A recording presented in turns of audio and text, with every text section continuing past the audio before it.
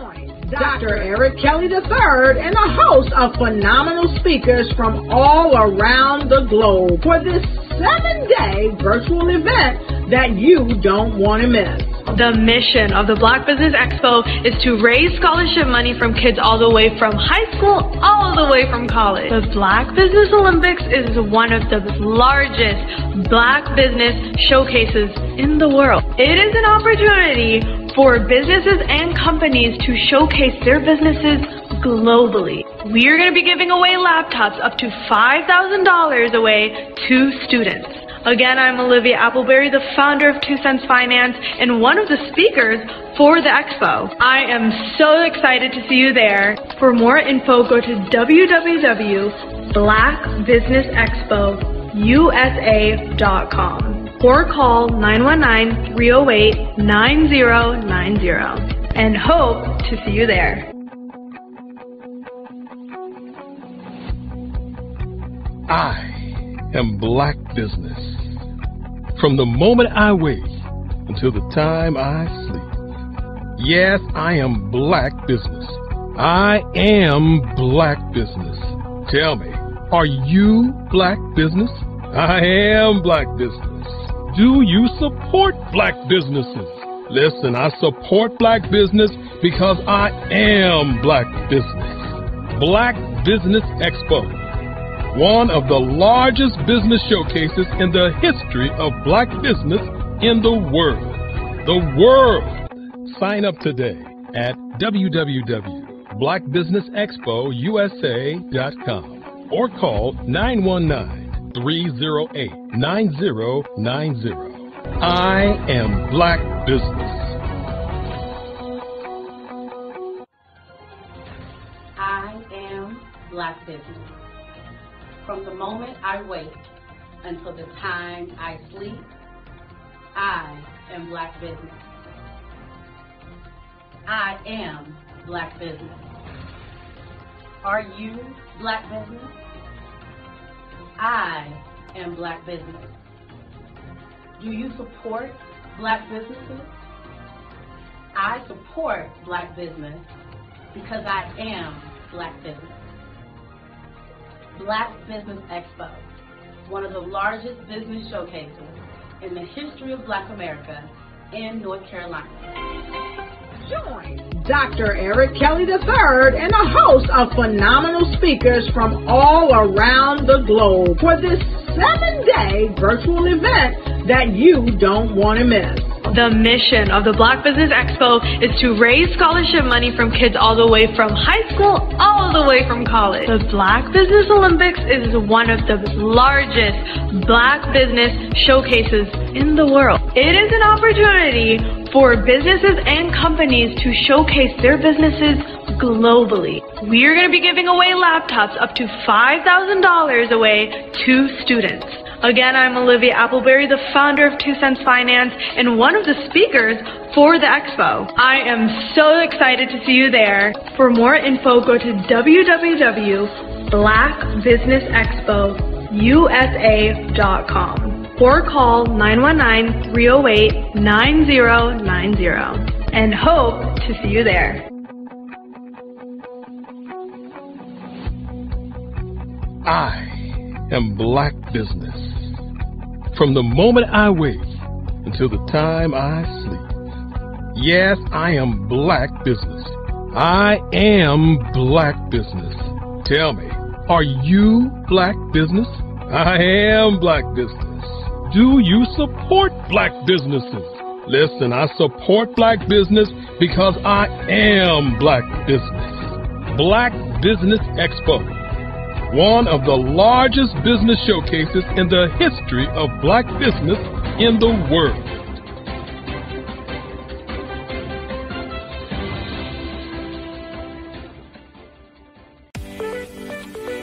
You are in the right place at the right time. The Black Business Network opens again for its Black Business Olympics, a 24/7 broadcast on business, strategies, global branding, social media marketing, finance, advertisement, and much, much more.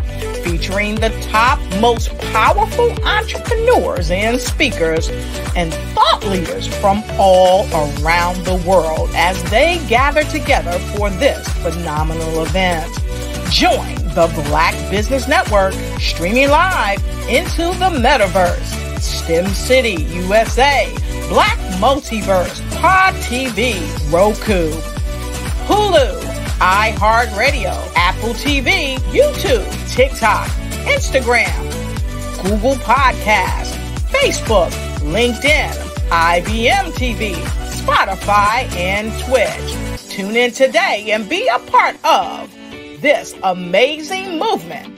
The Black Business Olympics welcomes you.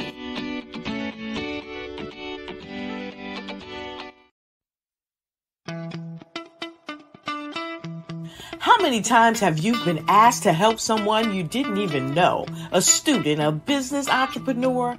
Or did you ever even ask, where did they end up? That business, that friend, that entrepreneur. Well, just maybe they ended up in a gang, bankrupt, homeless, or worse, dead. Maybe they turned to crime, drugs, and alcohol. Did you ever wonder? Did you destroy their dream, or was your life always so easy? At the Black Business Olympics, we started a movement to help students complete. Give them hope and foster success. Help them to leave their dreams of providing laptops, computers, and up to $5,000 in scholarship funds. Today, we ask you to help a student, a business owner, or an entrepreneur to realize their dream by sponsoring them, supporting them, and buying from them. Consider this. With $1.6 trillion in our Black community, we only ask for a small donation for our students, our businesses, and our entrepreneurs. And you can change a life today. So I ask you, what are you going to do? Sit on the sideline and watch our students in high school be leaders, miss out on their dream from lack of resources? Or are you going to donate to the movement and change their future and yours as well? Give us a call today at 919-308-9090. Change their life by investing with action to the Black Business Olympic Fund. The Black Business Olympics, one of the largest business showcases of Black business in the history of the world.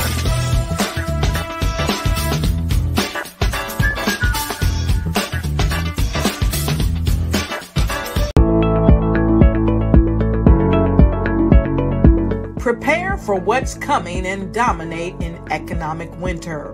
Stand strong and thrive by showcasing your great products and services globally through the Black Business Network and Black Business Olympics. The Black Business Network has showcased over 2,000 companies with over $7 billion in sales each year.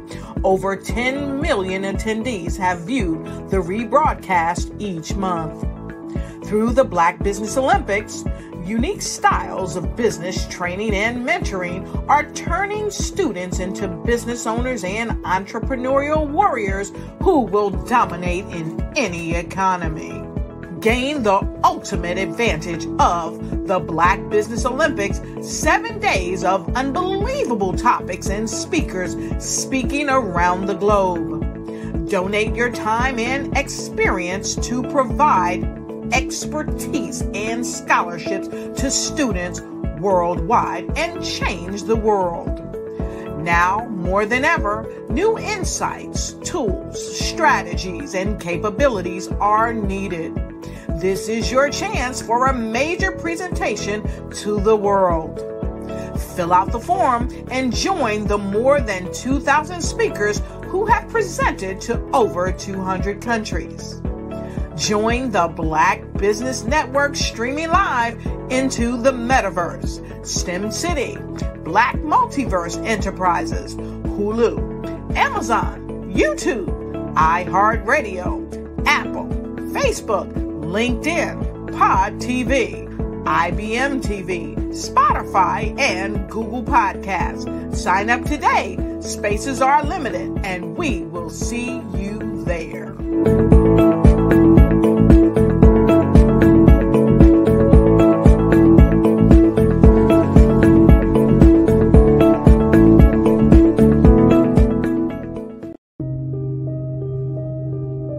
The Black Business Expo is changing my life.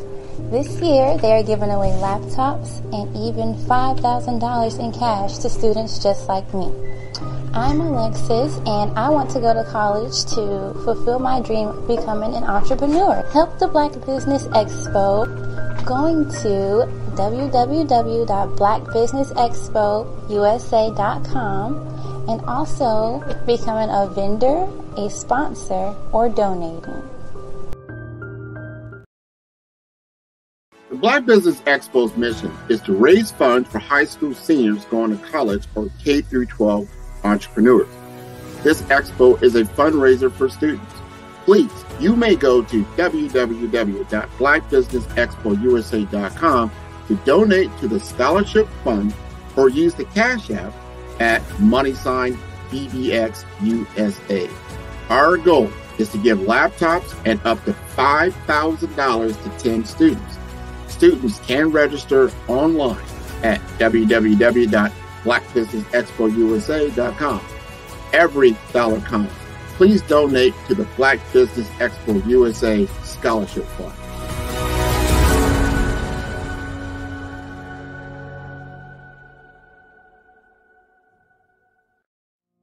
Did you know that approximately 333.34 million businesses exist today, according to a report from 2021? And you may be one of those businesses, or maybe you're not in the business market yet, but you're aspiring to be a business owner. Well, guess what? You're in the right place at the right time. Because let's face it, everything is about timing and opportunity. Hi, my name is Dr. Lotus Richey, and I'm the CEO and founder of the Lotus Richey Coaching and Consulting LLC, along with the Lotus Richey Ignite Show. 15 minutes of success with Dr. Lotus Richey, as well as books to boom your business and bring who you are.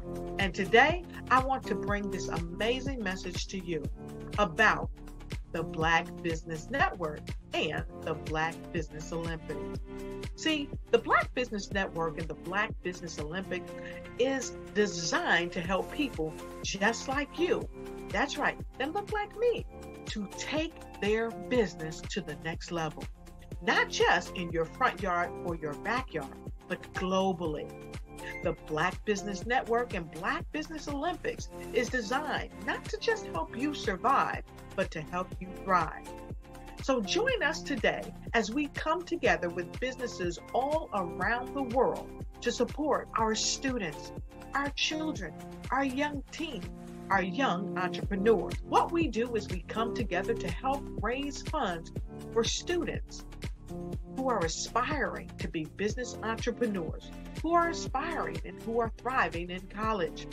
We endow them with a wonderful opportunity to gain scholarship of either a laptop or several thousands of dollars. And we invite you to help be a contributor to this amazing opportunity to help someone that looks just like you. So join us today at our website and let us connect with you and help you ignite and take flight in every area of your life on the Black Business Network and the Black Business Olympics. I'll see you on the other side.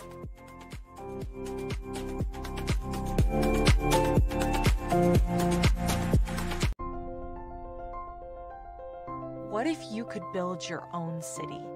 A place where every child can find nurturing people to help them achieve their full potential. A place where every adult can access job training support. Where health education is abundant. Where social justice ruled the land. A place without limitations. Welcome You have arrived at STEM City USA. It is what every city should be.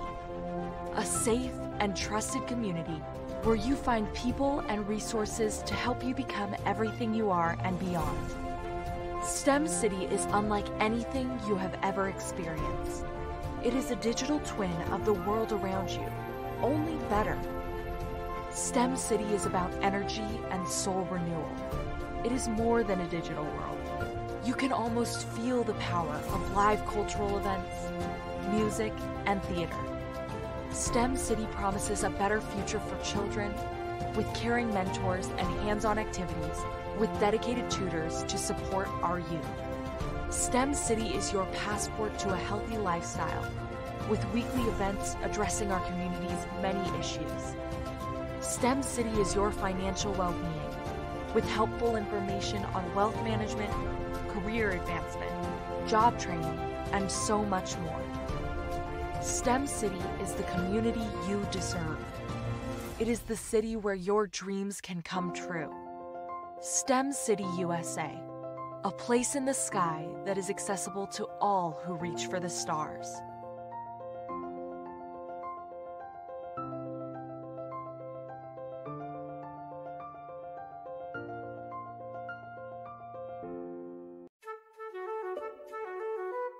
This is Dr. Arnold T. Petsworth. He's the owner of Petsworth Vet World, a veterinary clinic in Hopton, Connecticut. His patients include dog, cat, frog, fish, Goldie, dog, and this alpaca. Due to doctor-patient confidentiality, we can't tell you their names. Business at Vet World was steady, and then quarantine hit. Neighbors brought new four-legged friends into their homes. Bunnies. Bunnies everywhere. Dr. Petsworth welcomed these new patients with open arms. The only problem? There were more appointments than he could manage. That's when Dr. Petsworth turned to his American Express business card, which offers spending potential that's built for his changing business needs. He decided to hire a new assistant, Julio, and with spending power built for business purchases, he used his card to furnish a new exam room. Together, Dr. Petsworth, Julio, and American Express Business made sure all the pets of Hopton got the love and care they deserved. And everyone was happy. Get the card built for business by American Express. I was born in a little village on the island of Haiti. Many deadly diseases pounded me. It is as if they were on a mission to end my existence on this earth. I refused to give up. In 1983, I left Haiti and came to the United States of America. And I came with $5, 2 shirts. I didn't speak any English. I came to Atlanta. I got a job. I was a doorman. I was a doorman with a dream. What I used to come on stage. I'd rehearse this moment that I'm standing in front of you. That's the power of a dream.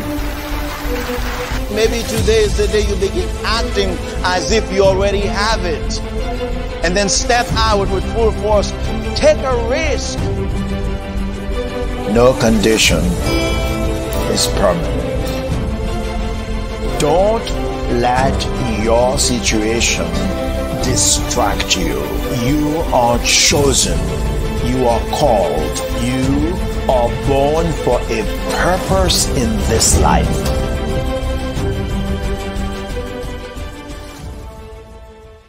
Hey guys, my name is Caden. I'm the CEO of Caden Teaches, and my genius is teaching kids about financial literacy. Throughout my financial products, such as my financial flashcards, my activity book, and my newest project, my financial bus, which I bought. And on the bus, it has a mock bank where kids will learn how to deposit and withdraw money, a mock grocery store where kids will be able to learn how to have a family budget, and a mock stock exchange where kids will even be able to learn how to invest in stocks. Now, I decided to start teaching kids about financial literacy because I find that most kids graduate high school without even knowing the basics about financial literacy. And I feel if I were to teach kids about financial literacy, that I would be able to help kids tap into their genius. And I actually learned about financial literacy to my dad because I would go to business meetings with him, and I would always see that they were talking about financial literacy. And at that point, I didn't understand what financial literacy was. So I took it upon myself to learn about financial literacy and teach it to kids in a way that they could understand. But I want you guys to help me help kids tap into their genius by going to my website, cadenteaches.com, and you can sew into me in my financial bust by going to my GoFundMe link. And remember, if Caden can, you can too, because genius is common.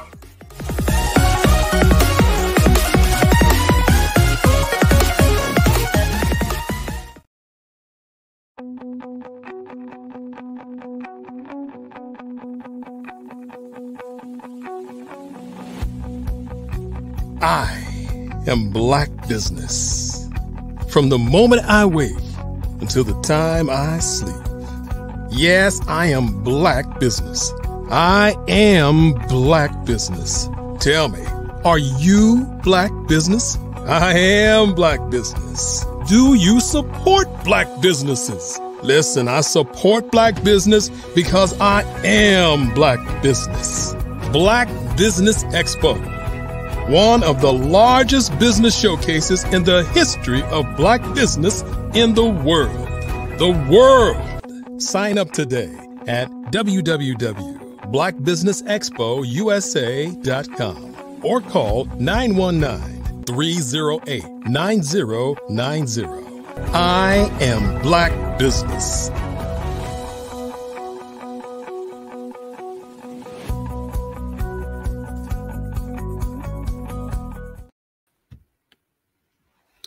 Good morning, business owners, entrepreneurs, thought leaders, and corporations.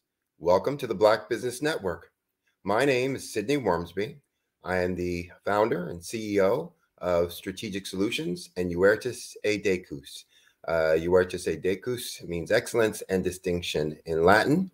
And we are a business growth and improvement firm that helps small and mid-sized businesses grow their revenues and profits. I'm your business moderator for this morning on the Black Business Network. The Black Business Network is a 24-hour business network showcasing Black businesses, business owners, entrepreneurs, and thought leaders worldwide. We have speakers from North Carolina, from London, from Singapore, Africa, Japan, and cities all over the United States. The Black Business Network is a global community sharing its business knowledge to empower, to inspire, to educate businesses about business. This morning, we have an exciting lineup for you, being kicked off by Miss Shelley Jeffcoat, more fondly known as Mrs. Pie. She is an employer brand and employee value proposition leader. She's a CEO and founder of LCM Group, an award-winning culture builder, an advocate for teen women and veterans. She's a mentor, an author, and has her own podcast, A Slice of Pie with Mrs. Pie. Ms. Jeffcoat is an executive industry leader and CEO, as I said before, of LCM Group, with over 30 years of experience in multiple functions. She has achieved remarkable success as an employer brand leader, including winning 19, I'll repeat that, winning 19 employee culture awards through 2021 through 2023. She's an influencer behind Mrs. Pie and a key figure in the Parade Deck military influencer community of over 6.5 million subscribers. Her company, LCM Group, delivers global brand workshops, and Shelley is sought after keynote speaker on purpose, branding, and entrepreneurship. I present to you Miss Shelley Jeffcoat. Wow, thank you for that. Good morning. Oh, thank you for participating with us and sharing all of your knowledge and experience with the audience that's out there. So I know you have a wealth of knowledge and a wealth of information that you want to share. I'm going to get out of your way, let you do your thing. And remember, genius is common. I'll see you on the other side. Awesome. Thank you so much for that. That was the best welcome I've had. And just thinking about all of the information that's already been shared, I just want to make sure that I shout out to everybody who's not yet subscribed to watch some of these replays. Just a lot of information that's already been shared by previous speakers. And obviously, I'm honored to be here. So today is going to be a little bit different. I'm actually going to be talking about branding from a small to medium business perspective.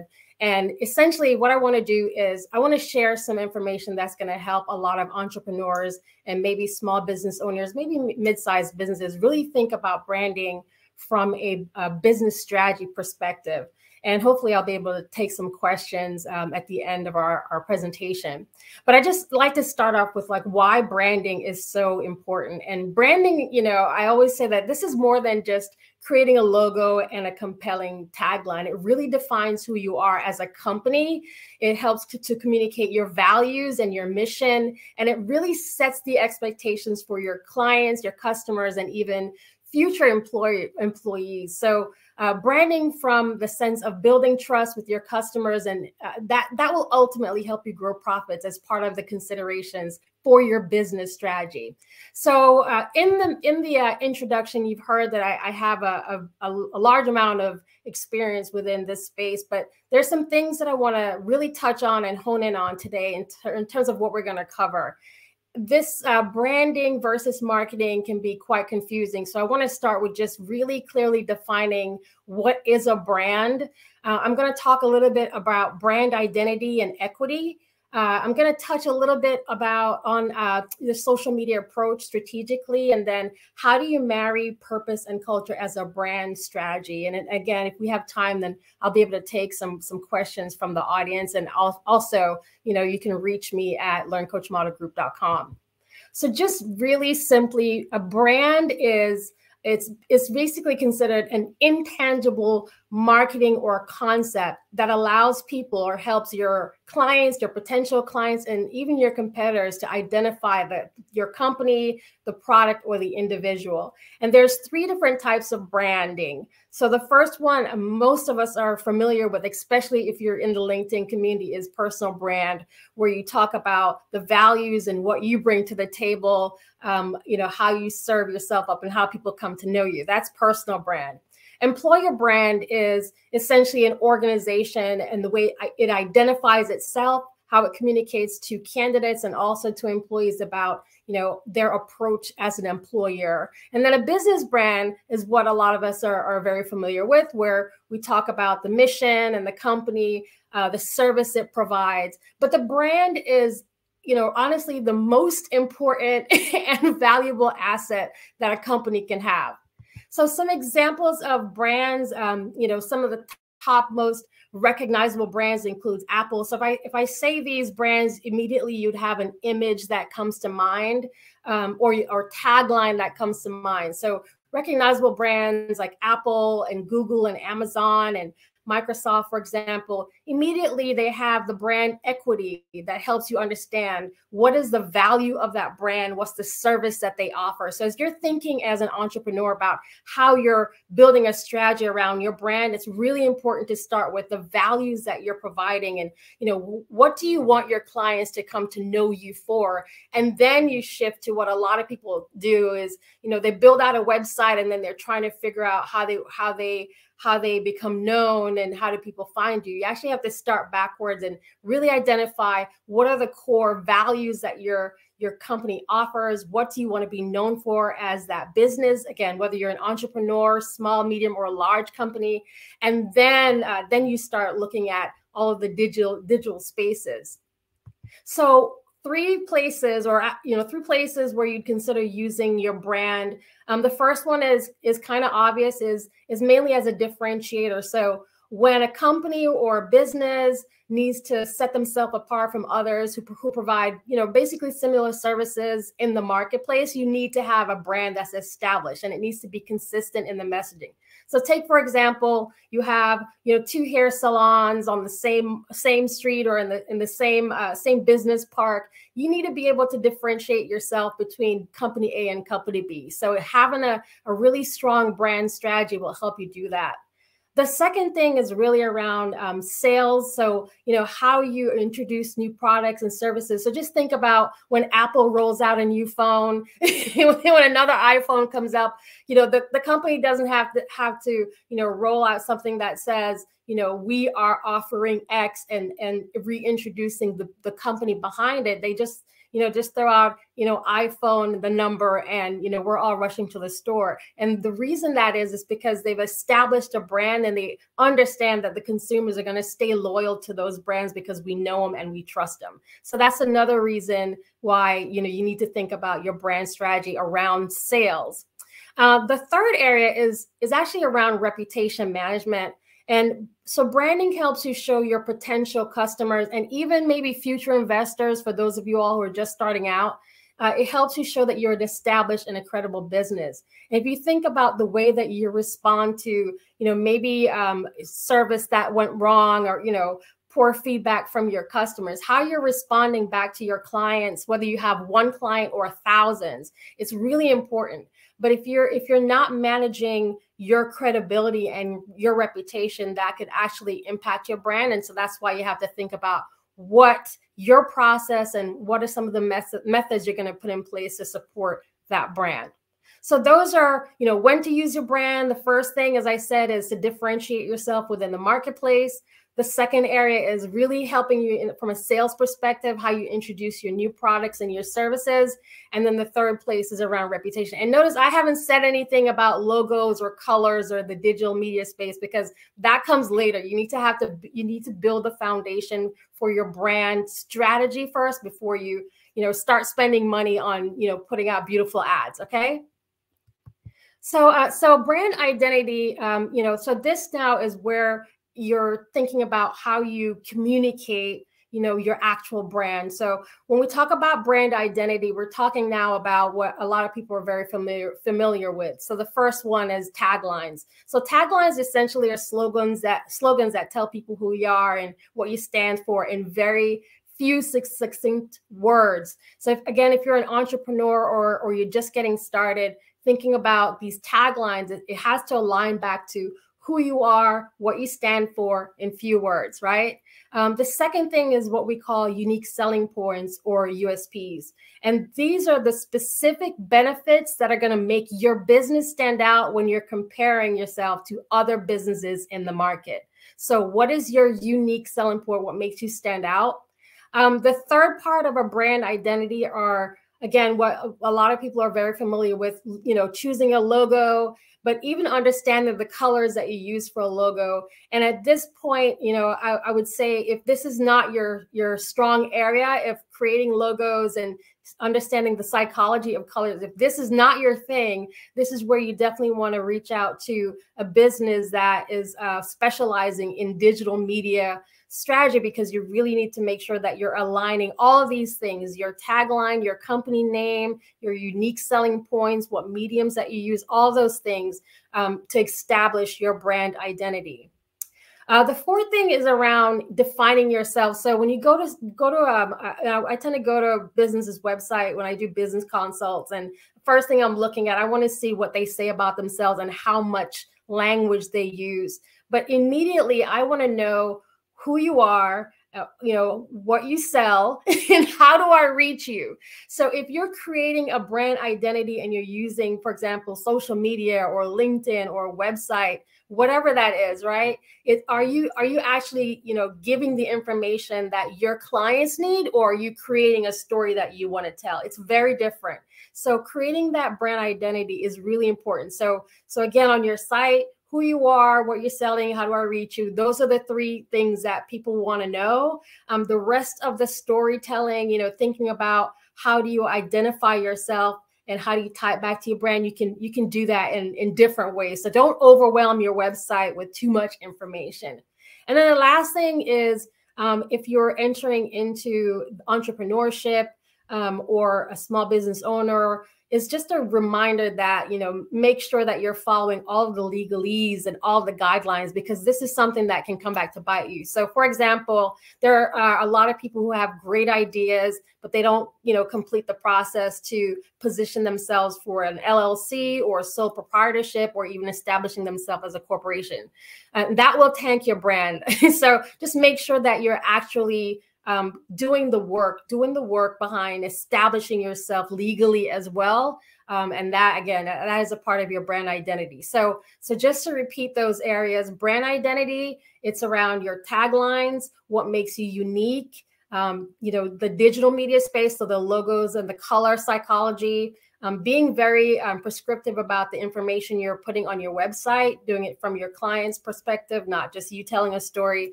And then just remember that you really need to, follow the legalese, right? And make sure that you have, whether, again, your LLC or sole proprietorship or corporation, make sure that you have all of those things buttoned up and covered. Okay, so that is kind of, I think that's going to kind of help you out. So as I was thinking about taglines, I want to share a few that, just to give you some ideas of what a tagline is. And again, for those of you who are maybe new to this area, tagline, for example, Apple uses Think Different. These are my favorite. Nike is Just Do It. McDonald's is I'm Loving It. KFC is Finger Looking Good. Don't judge me. I love KFC. And Coca-Cola, Open Happiness. And I know these on memory because that's another thing that taglines do. It is, again, a short, succinct statement that tells people, more about what the company has to offer. These are the business taglines. So as you're thinking about how do you want to communicate, and a lot of times when you show your tagline, it's also associated with your logo as well. So that's the storytelling part of the brand identity. So I just wanted to share that with you because I thought, you'd probably find some value in understanding how and what that looks like. So now I'm going to shift a little bit to equity. So equity, when it comes from a brand perspective, this is really simple. It's what value you generate from your product or your service when it's compared to something that's available to you in the marketplace. So the equity that comes out of your name. So you remember I talked at the top about, when Apple is rolling out a new phone, Apple doesn't have to reintroduce itself as Apple. It just has to introduce the product, right? And that is because there is equity behind the name. So for example, even for myself, if I'm launching a new podcast series, I don't have to come out and reintroduce myself as Mrs. Pie because the brand I own, Pie, is already established. So now I'm really banking on the equity that comes from the name. And the way that you're able to bank on that equity are in various ways and being very consistent and clear in the messaging. And when we talk about brand equity, this is where a lot of businesses kind of miss the opportunity. And you have to really think about the components that are tied to that. So brand equity, it really is when you're thinking about how you break that out in a business strategy, it's the consumer perception. So what do consumers believe your brand represents? Right? So as I'm thinking about Mrs. Pie, for example, part of my strategy and the way that I communicate, the way that we do podcasts, the way that we do business consulting, all of those things, the way that we present our company, right? The way that we present our products and services, it is tied to the consumer perception. So I want consumers to believe that my brand does X. So building on that. So if you're a business that you've just launched, maybe you've just launched a new consulting firm and you're selling financial literacy tools. So what is the perception that you want? What do you want your consumers to believe that your brand is going to represent? If you're selling financial literacy tools, it's going to be around credibility, or you want to be known as trustworthy, or things like that. So thinking about those components. Something else around brand equity, it's the positive and the negative effects. So remember, I talked about reputation and reputation management. So as you're launching it, so again, this could even be a barbershop that you're opening and the reputation that's aligned to that barbershop. So if I'm barbershop A and I'm Bob, and barbershop B is Roxanne, right? I want to make sure that the reputation management is in place and I can respond to that. So I can bank on people loved it. People love to, you know, come to Bob because Bob has a great reputation. People don't like going to Roxanne's because, you know, she has a terrible reputation for client services. So things like that are baked into the brand equity model. And if customers have a positive association with your brand and they use it regularly over your competitor, so Bob over Roxanne, this is going to really bring a positive effect on your business in terms of sales. So think about, again, Coke versus Pepsi and Bob versus, you know, the other Roxanne. So those are things that you need to think about from an equity perspective and how that really putting the thought and the time into building out the brand. Again, who you are, what you have to offer, and then being clear in the way that you communicate that to your potential clients, potential investors, and all that. That's why it's really important. Okay, so I'm going to shift now to really quickly touching on some of the marketing basics, because this is where a lot of folks also get branding confused with marketing. So branding essentially describes your company.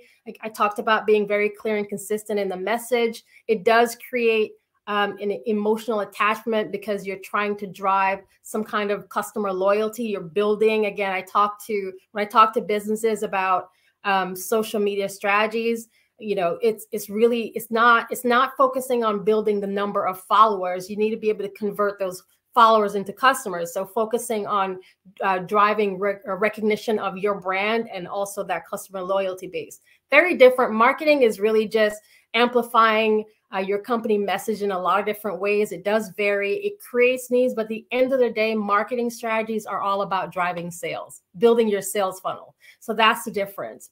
And then furthermore, as I was thinking about, you know, building, a lot of folks, you know, they join or they become entrepreneurs because they're following a sense, I call it a sense of purpose. But that purpose also has to be translated. A vision has to be translated to your customers, has to be translated into an actual strategy. So this is where you'd want to think about, you know, how you position yourself. Again, what is it that you're looking to offer? Being very clear about how you're different from your competitors.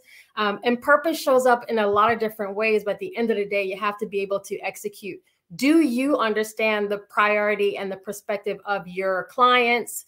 Are you presenting a value to those particular clients? Purpose also shows up in other ways where, how are you serving out the community? So if you think about this expo as an example of a business that's operating alongside purpose. So we started out, you've seen a lot of the ads and, you know, watching all of the opening credits, and you've seen a lot of amazing businesses prior to me coming on. And you know that part of what we're attempting to do here is to raise money for scholarships. Well, that's a clearly defined purpose at work. So if you're someone who's, you know, I'm starting this business and I'm, you know, feel like this is my purpose, you can actually use that purpose as a part of your strategy, as a part of your brand strategy. But again, you have to make sure that you understand the priority and the perspective of your potential clients. You got to make sure that you're very clear about what that purpose is, and then you're presenting an actual value. You're not just presenting purpose. So those are the key things that I really wanted to share. As I started out, and again, I just want to make sure that, you know, I leave this with you, that your brand is your most valuable asset as a company. Again, as I started out, it's more than a logo and a tagline. It's more than choosing beautiful colors. It's something that you're thinking about as you're building the business. And if you're at a point in your business where you need to pivot and adjust, it's okay to do that. Brands adjust all the time. Hello, Twitter versus X. So brands adjust all the time. So you need to be able to make that move or be flexible when you need to in terms of responding to what your market needs determine. Your brand defines who you are as a company. It should clearly communicate your values and your mission. It should set the expectations for your customers and maybe future employees, if that's where you're going, and also building trust with your customers and growing profits, right? Because we are in the business as a business to make money, right? So those are the considerations that I wanted to share. And I'm going to pause to see if there are any questions that might have come into the room by any chance.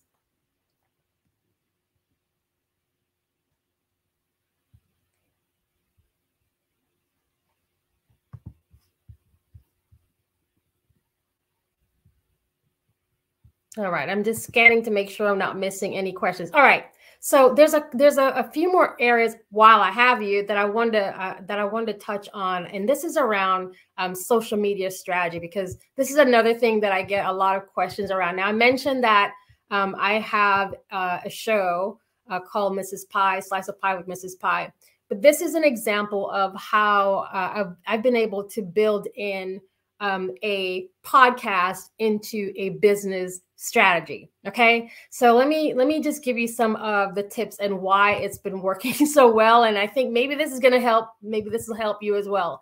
So Pie is a brand that I own, proud, inspired, empowered. Okay. And so one of the things that we wanted to do with LCM Group is create a way for us to have an open dialogue and communication with the community. So we have shows that go live on Tuesdays where we interview business owners, and we have shows that are live on Thursdays for a totally different audience. But the idea was taking the brand of Pie and really, communicating it and then integrating it into every other area of our business. The foundation of our business is Pie. So if you're talking to us about brand consulting, Pie is at the foundation. If you're talking to us about podcasting, whatever, it's the same thing. So what we did with the Mrs. Pie podcast and the way that became a part of our business strategy is we understand that the way that we reach our target audience is you got to be out front. Okay. So we started building out these podcasts as a way to reach different business owners. It's given us an opportunity to show our value and show what makes us different, our differentiator as a brand. And then it is a remarkable experience, because what's happened is we've successfully been able to take a personal brand and build it into a business brand, and vice versa. So a question that I ask businesses that are thinking about social media strategies and how they're going to execute that, I always ask people this question: what is the Kardashian brand? And they'll struggle trying to come up with the name of a product that they sell. And I'll say, no, the Kardashian brand is the Kardashian. It's their name, but they've built lines of businesses on top of that. So there are businesses that have multiple streams or have multiple funnels, or they're even setting up if you're a small or medium business or medium and large organization, they have different business lines of business or business units. So just thinking about how you consolidate that to tell a consistent story.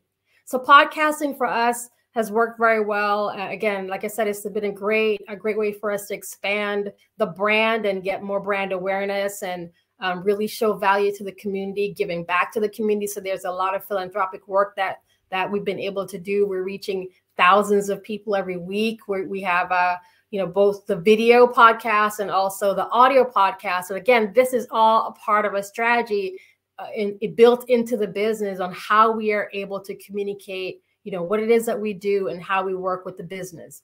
And so what I want to encourage you, if you are considering or you're thinking about maybe going into podcasts, just being very clear about what it is that you want to achieve.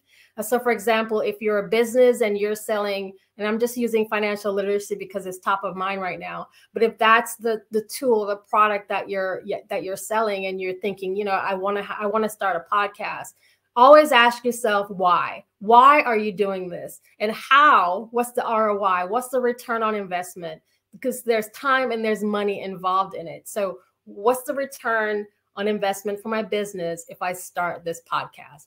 Podcast takes, it is time consuming, and it takes a lot of time before you start creating or adding followers. And followers are great until or unless they become customers. And that's just from the business perspective. So just being mindful that if you're thinking about creating a podcast, making sure that it is actually aligned to a business strategy. You're not just creating a podcast. There are a lot of existing podcasts that look for keynote speakers or look for thought leaders. Obviously, this network being one of them. So highly encourage you to come on the Black Business Expo USA.com and find out more. But this is just something else that I wanted to share in terms of social media.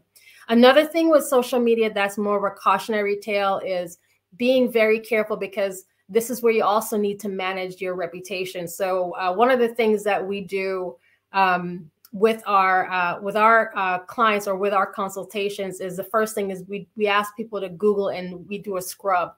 There's a lot of things that are on social media that can negatively impact your brand. You don't have to like and share everything that you see on social media. And you have to think about the positioning of your business. If you're a business owner, or even if you're an executive within the business, or you have a team within that business, just remember that everything that you say on social media remains on social media. The information is always there. So just be mindful about what you're communicating on social media as a business. Again, especially entrepreneurs, what are you communicating on social media, and how that will positively or negatively impact your business, your bottom line, and then just being very creative or just being very cautious about, how you're representing your brand on your business. The last thing I want to share around business and social media is there are a lot of tools and mediums that are available. So Facebook still exists. Okay. So there are a lot of Facebook groups that still exist. I realize a lot of people shifted from Facebook, but there's a healthy community there. There are still millions of people using that medium. But if that's not the place for you, then, maybe thinking about Instagram and LinkedIn, absolutely, and TikTok and things of that nature. But try not to be everywhere all at the same time, and kind of focus on the mediums that work for you. If an audible version is the route for you, and you prefer to not ever be on video, then thinking about a medium that satisfies that.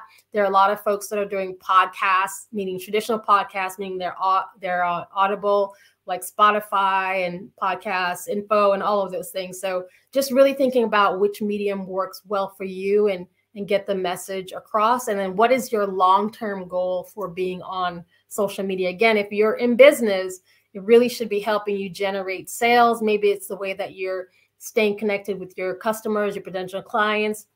Maybe it's the way that you're bringing awareness just to your company. So maybe it's purely for awareness. Or maybe it's a way for you to attract investors in future projects and things like that. And if that's the case, then just being very strategic and clear about, what that is and, how you're going to support those efforts. So those are the kind of the cautionary tales around social media that I wanted to share. Hi, Sydney.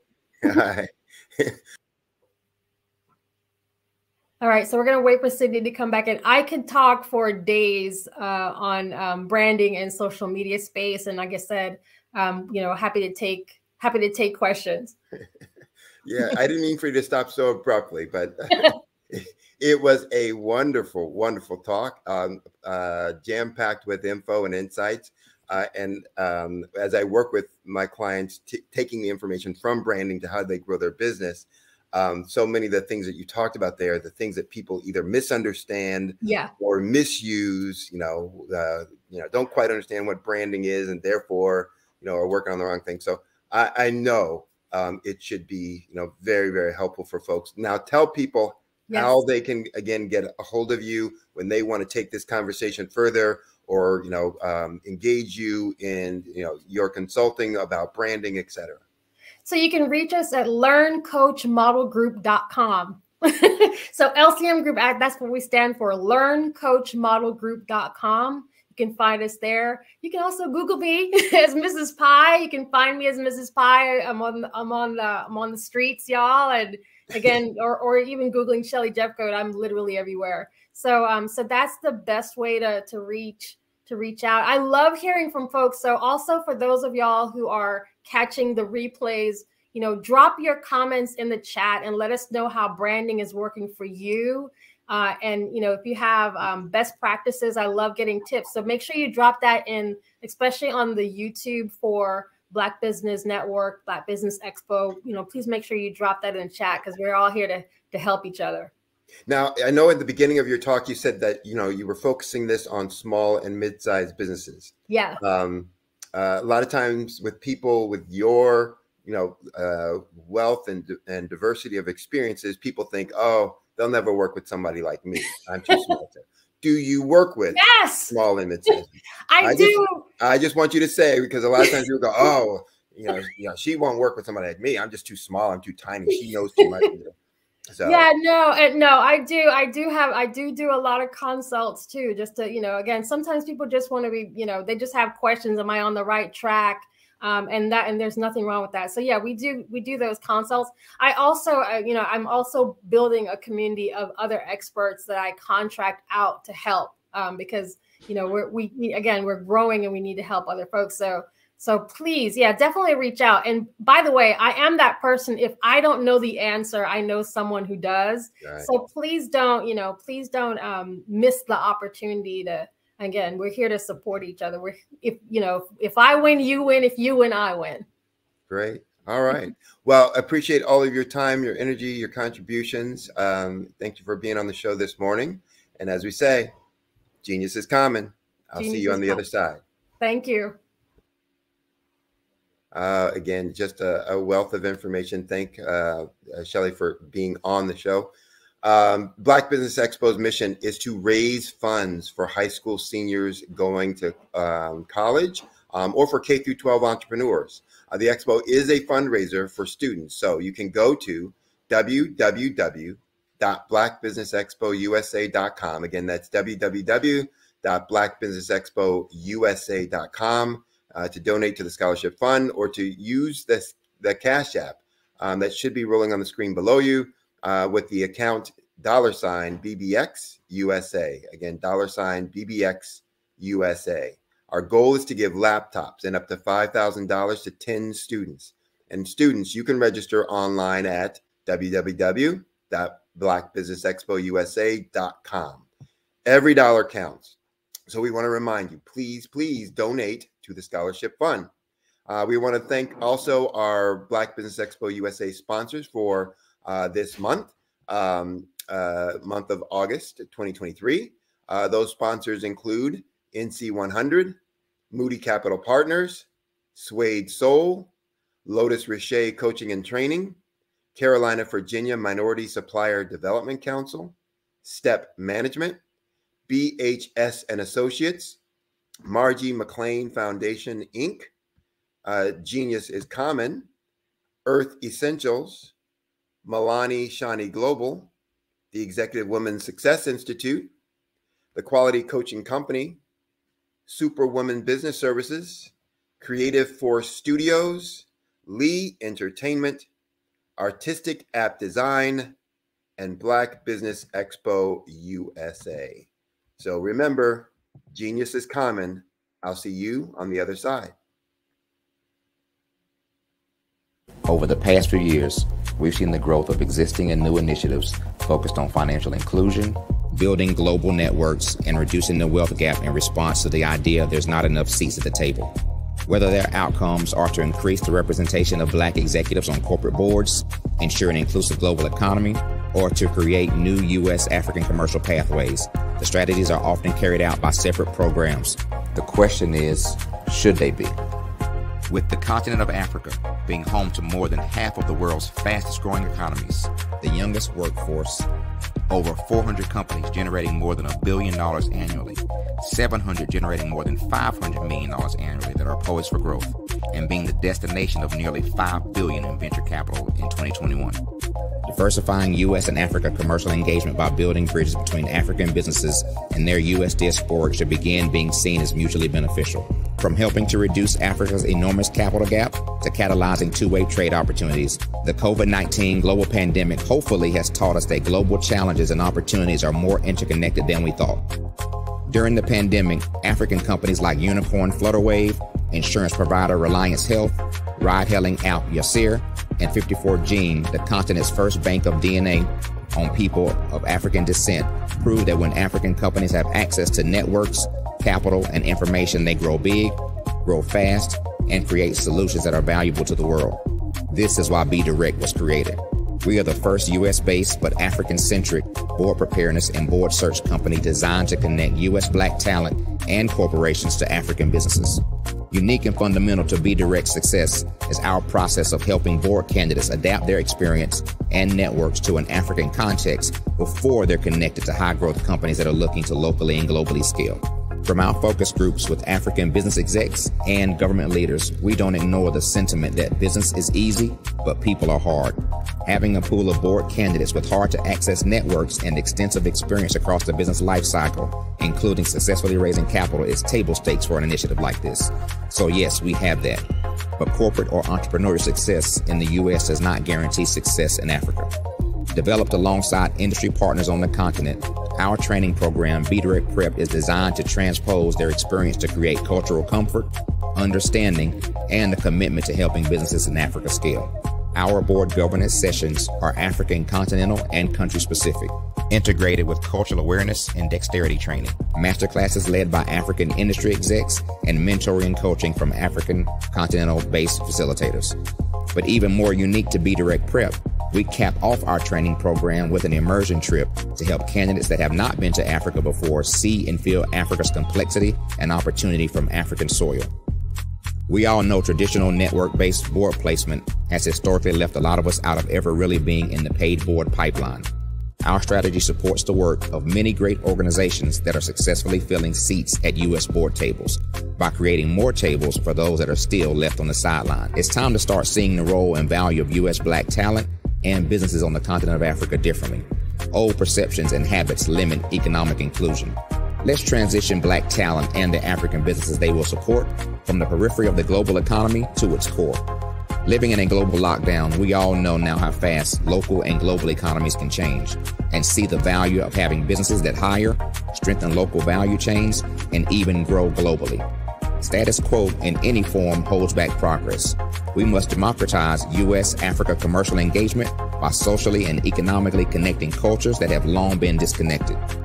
It's time for Africa's U.S. diaspora to redefine their global value by helping African businesses scale continentally and globally.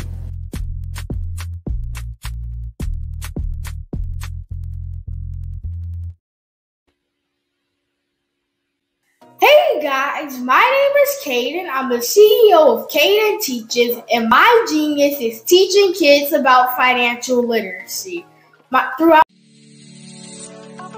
Did you know that our Black dollar only lasts for 6 hours in our community? Yet other communities, their dollars last for 19 to 30 days. The Black Wall Street Nation. Black Wall Street Nation. Yes, that's why we created the Black Wall Street Nation. Black Wall Street Nation is a centralized directory available to all Black businesses across the world. It was created for businesses like you, the ones that want to start and the ones who have a dream that have already started, such as businesses like Drop in a Bucket Productions, Valito Foods, Sugar Tea Branding Firm, All the Dazzle, Buncakeaholic, Miss Riot, and you. We'll have marketing, seminars, and some funding coming soon just for you. So, we want you to come and join us at www.blackwallstreetnation.com. See you there.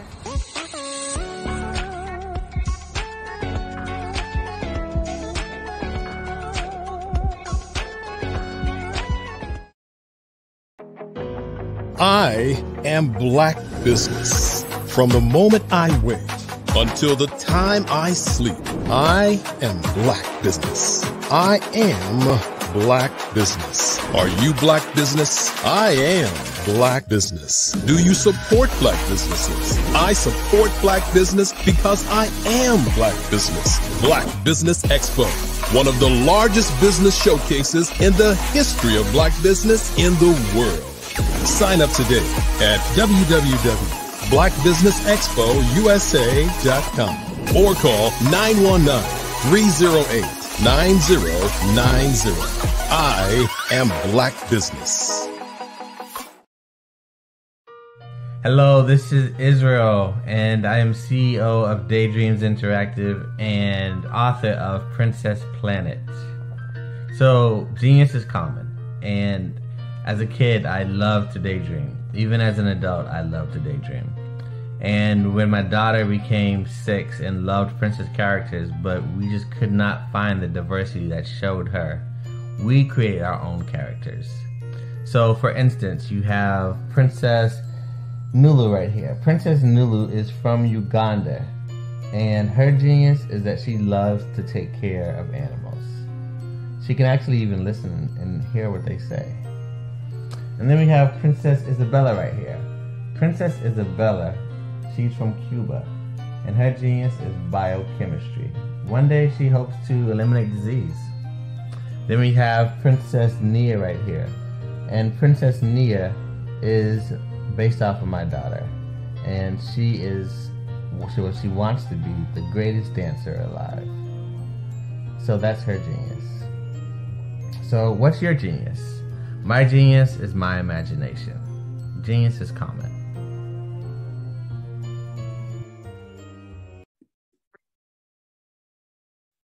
Hello, I'm Dr. Madeline Ann Lewis, President and CEO of the Executive Women's Success Institute.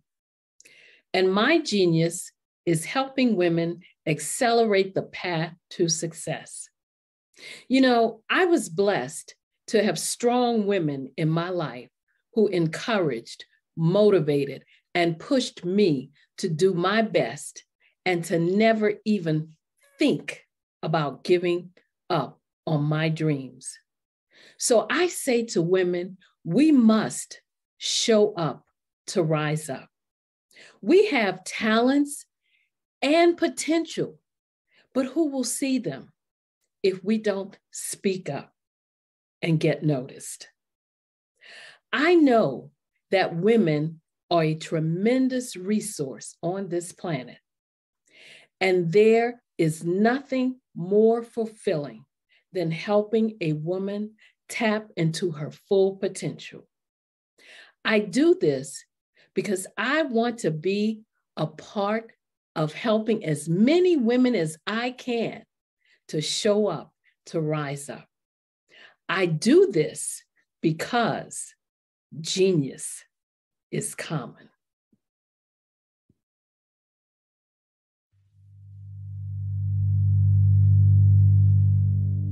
So what we have to do is when we get in a spot, we need to create some spots for us. That's the main thing. We need to be able to be in a position where we're able to create those spots for us. For me, being an entrepreneur, I'm not just going to get a business and then leave you sitting high and dry. If you ask me some questions about entrepreneurship, I'm going to give you as much as I've received. I've seen people who made it, and then when you ask them, it's like, okay, now you have to pay me for the information, the same information I got for free. We probably in totally different cities. There's no way that we're going to bump heads or anything. We're not competing. Bring me up with you. And so I just think that whatever education that I have, then I need to be able to give that to my own as well. So create the spots.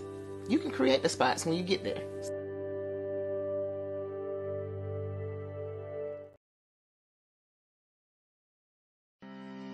Are you aware that showing off your expertise can gain customers and position you as an expert in your industry? Consumers need confidence to purchase, so let us showcase your knowledge by interviewing you for a 3 to 5 minute video. We'll position you as an industry expert with a customized interview style video, and for a limited time, we'll cover all production costs. Click this ad or call now for all the information. You'll want to experience the same 5-star service our customers love. So take advantage of this one-time offer. Click this ad or contact us now.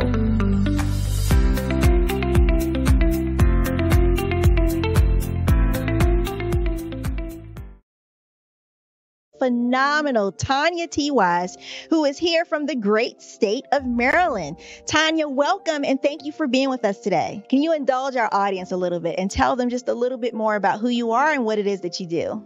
Well, I love being able to talk to people and have a magnetic attitude, being able to just show them. So I always like to say, level up is Coach at Tanya T.Y. is here. So can you tell our audience, just give them a teaser about what your presentation will be about? So my philosophy is that we should all be living our dream life. So tomorrow I'm going to talk about how you start living your dream life. What are some of the things that you thought about in your childhood that you just kind of let go and dormant? Wow. And I want to reignite that and just give you some pointers and some tips, some tools, some strategies to be able to start living your best life now. And guess what, Aquanda? And leave an inheritance for your legacy. Oh my goodness. Okay, I know that's resonating with a lot of people. I've heard that you have a dynamic coaching program. Can you tell us a little bit more about that? Absolutely. So our coaching program help people that have the lack of time, that lack strategies, and lack the confidence to go after their dream life. So we help them implement tools, we help them implement strategies, as well as give them resources so that they can live their best life now and leave that inheritance. Wow. Oh, I love that. I love the leave the inheritance part. Listen, you are dropping some major nuggets, and I know a lot of what you're saying is resonating with a lot of people, but I think we're all curious. How did you even make this transition into the speaking and coaching arena? What's the story behind this? So I started out in finance, and I realized that a lot of people don't necessarily go after their dream life because of the lack of finances or the education behind finances. But it wasn't until I lost my firstborn, my only son, that life changed for me. And where I was going after it all, living the corporate life, hit my 6-figure income and living in my dream house with my dream man, driving my dream car. I nearly lost it all when I lost my son. And so I realized it only takes one financial catastrophe that can change your entire life. That's what made me start All New Beginnings. Because no matter what's going on in life, there's a new beginning. And because of that, we develop a program called Wise Minded. My little slogan is, don't just dream it, let's live it. If they want to connect with you or work with you, what is the best ways for them to be able to do that? Well, for my social media guru, you can connect with me on every single social media platform as Tanya T. Wise. Did you know women represent just 3% of Fortune 500 CEOs and less than 15% of corporate executives at top companies worldwide? Have you wondered what the secrets are to getting into the top ranks, whether in the private or public sector? Do you want to figure out how to stop being held back in your career or passed over for promotion? Then you're in the right place. Hi, I'm Dr. Madeline Ann Lewis, President and CEO of the Executive Women's Success Institute. I have decades of experience in the military, the federal government, and corporate America. And my mission is to help women succeed and tap into their full potential. I want to reach 1 million+ women around the world to become the leaders they are meant to be. So if you want to move into a management or executive level position, or maybe you are a female veteran transitioning out of the military into business entrepreneurship, then reach out to the Executive Women's Success Institute at 301-693-3284. Let us get you on the fast track to success.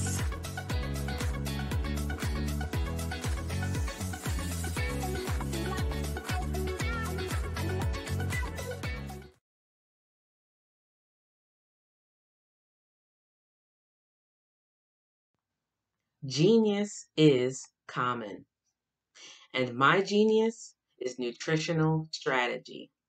I am Shawnee Smith, the owner and creator of Can Do Spice.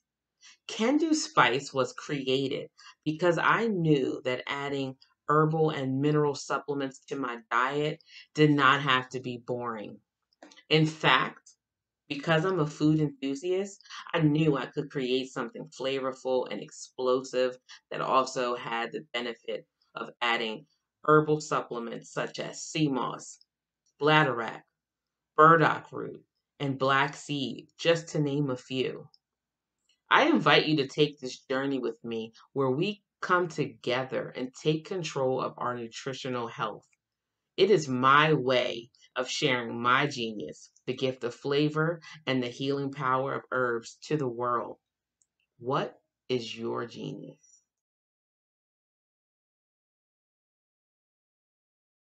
Hey, it's your girl Colette V. Smith. The V is for victory. My mama would tell you the V is for Veronica, but it's Colette V. Smith, the NFL's first African-American woman to coach in the history of the National Football League, by way of being the first female in 2017 to coach in New York Jets franchise history. Today, I'm the founder of Believe in You Incorporated. Believe in You Incorporated. I got here because I didn't limit myself. I started thinking freely, living life freely. Don't limit yourself. Unleash your power, the power that God created you to be and to have. I got here because I didn't just follow a path. I created my own. You can do the same thing. You know why I know this? Because genius is common.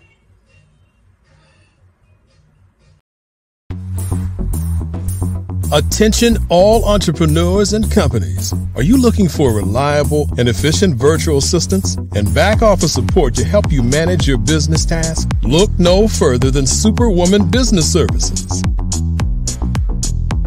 Our team of virtual assistants provides a full range of administrative support services, including operations management, social media marketing, and much more.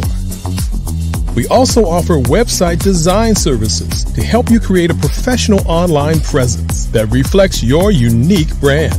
In addition to administrative support and website design, we offer business development and structuring services to help you grow your business and achieve your goals. We'll work closely with you to identify areas of improvement and develop a customized plan to help you reach your full potential. At Superwoman Business Services, we understand that running a business can be overwhelming and time-consuming. That's why we're here to help you fly high and achieve success. Our virtual assistants are highly skilled, experienced, and dedicated to providing you with the support you need to thrive. Come fly with us and take your business to new heights. Let us help you become the superhero entrepreneur you are meant to be.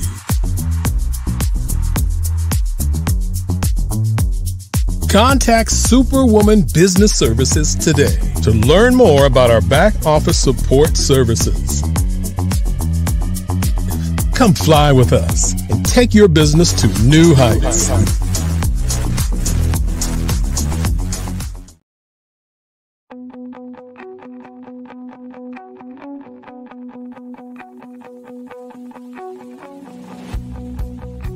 I am Black Business. From the moment I wake until the time I sleep. Yes, I am Black Business.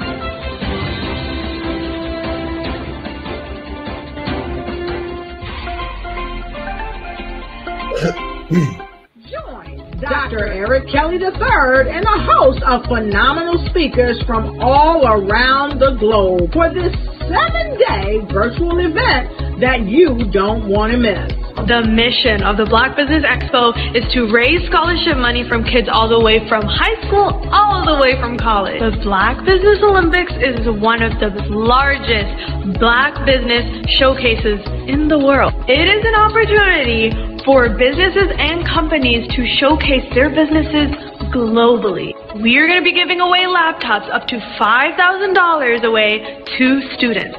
Again, I'm Olivia Appleberry, the founder of 2 Cents Finance and one of the speakers for the expo. I am so excited to see you there. For more info, go to www.blackbusinessexpousa.com or call 919-308-9090 and hope to see you there. I am Black Business. From the moment I wake until the time I sleep. Yes, I am Black Business. I am Black Business. Tell me, are you Black Business? I am Black Business. Do you support Black businesses? Listen, I support Black business because I am Black Business. Black Business Expo, one of the largest business showcases in the history of Black business in the world. The world! Sign up today at www.blackbusinessexpousa.com or call 919-308-9090. I am Black Business. I am Black Business. From the moment I wake until the time I sleep, I am Black Business. I am Black Business. Are you Black Business? I am Black Business. Do you support Black businesses? I support Black business because I am Black business. Black Business Expo, one of the largest business showcases in the history of Black America in North Carolina.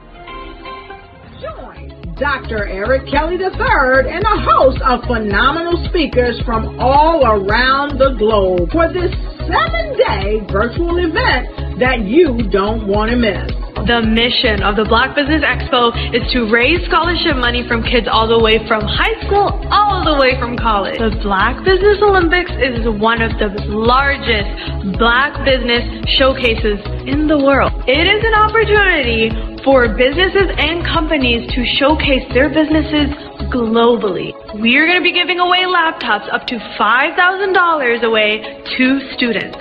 Again, I'm Olivia Appleberry, the founder of 2 Cents Finance and one of the speakers for the expo. I am so excited to see you there. For more info, go to www.blackbusinessexpousa.com or call 919-308-9090 and hope to see you there.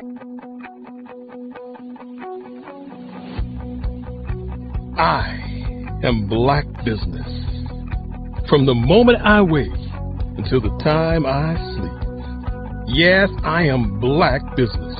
I am Black Business. Tell me, are you Black Business?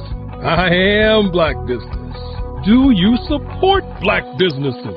Listen, I support Black business because I am Black Business. Black Business Expo, one of the largest business showcases in the history of Black business in the world.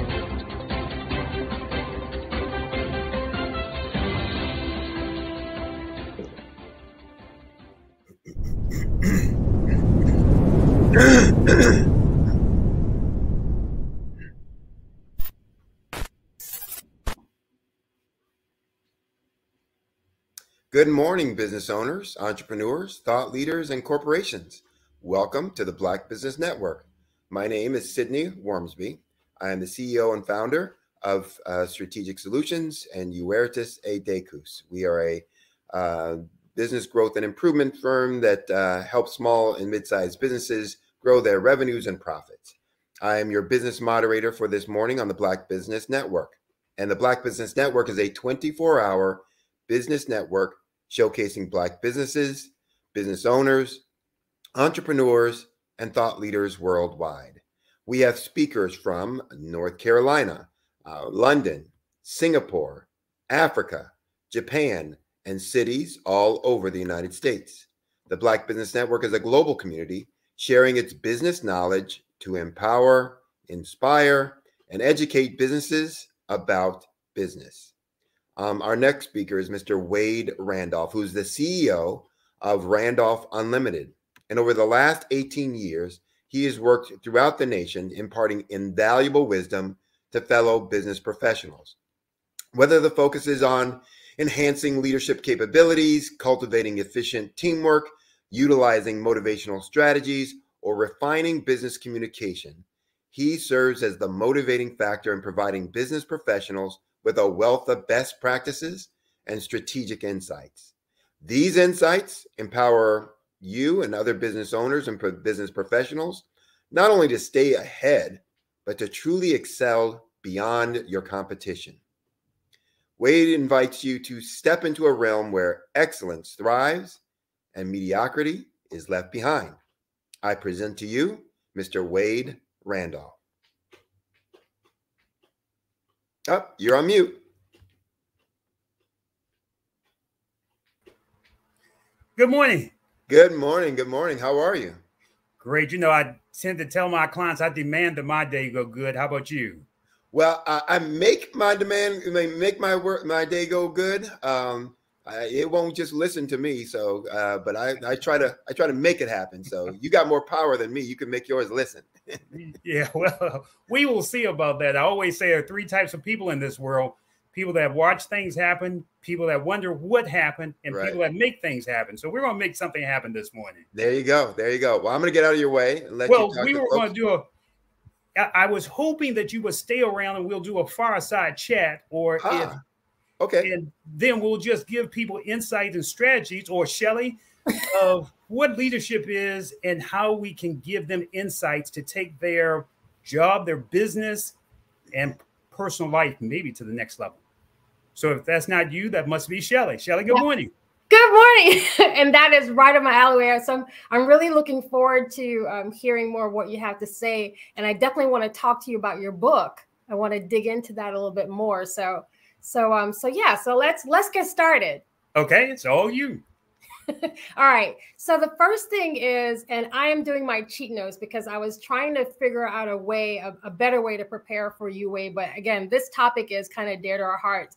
And as I was thinking about the book that you wrote, How to Lead During Times of Change, Challenge, and Chaos, this is perfect timing. I think a lot of us coming out of COVID, quite frankly, and the pandemic and all those things over the past 3 years, we really needed to, refine our skill sets when it comes from a leadership perspective. So I just wanted to know, just to get started, how do you get started in leadership training? Realistically, sometimes you have to be willing to move past your comfort zone. See, what keeps us a noose around our neck, what keeps us small and living a life that is less than what we deserve, is staying in our comfort zone. I'm reminded of one time when I was called into, I used to run real estate firms, used to be managers per se, a real estate firm. The last firm that I worked in, the owner called me in and said, look, we're going to make some changes. I said, good. He said, well, I want to talk with you. And I'm like, I'm busy now. I don't know about you, but if you've ever been in a job and you tell the owner you're busy, that doesn't go well. So he said, look, I really need to talk with you. We're going to make some changes, and I need to have you in my office about 3. Say 3:05 won't work. I was there at 2:30 just to ensure that I could meet with him. And he said, Mr. Randolph, you seem like a person here that knows how to approach the people, knows how to motivate them. But, our production is not the same. So we're going to let some people go. Wow. And I said, well, what does that mean for me? And he says, well, we are hoping that you would consider being the new manager. And I said, well, I appreciate that, but I'm not interested in being a manager because we've already have a manager. He said, let me tell you, we released the manager before this meeting. And quite frankly, if you're not interested in being the manager, then we don't need you. Wow. Shelley, let me tell you something. Sometimes you've got to think about making a tough decision. You see, I didn't have any management experience. I didn't know I was a good guy that could give insight, give focus, but leading people, that is a different skill set. Ever been there? Yes, absolutely. And I said, well, I'm not sure that's a job for me. He said, young man, you need to think about your answer. And I said, well, look, wait a minute. Let me call my wife and get her perspective.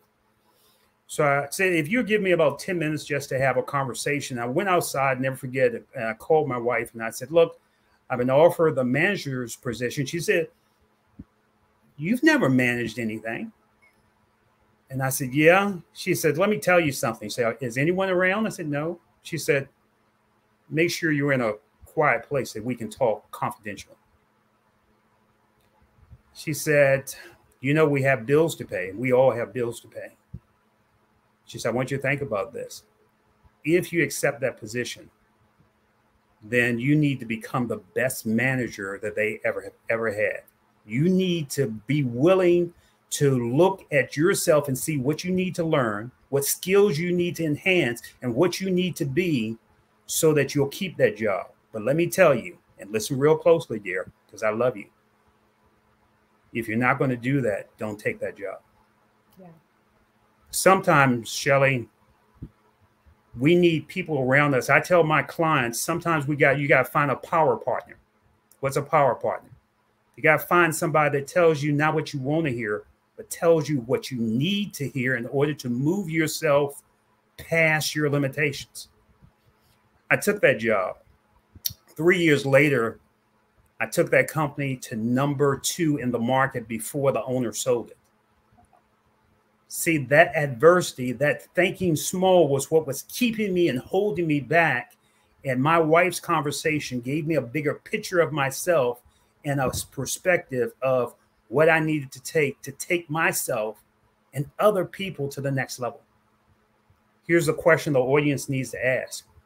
What will they do to take themselves and the people that are waiting on them to share their gifts to the next level? Wow.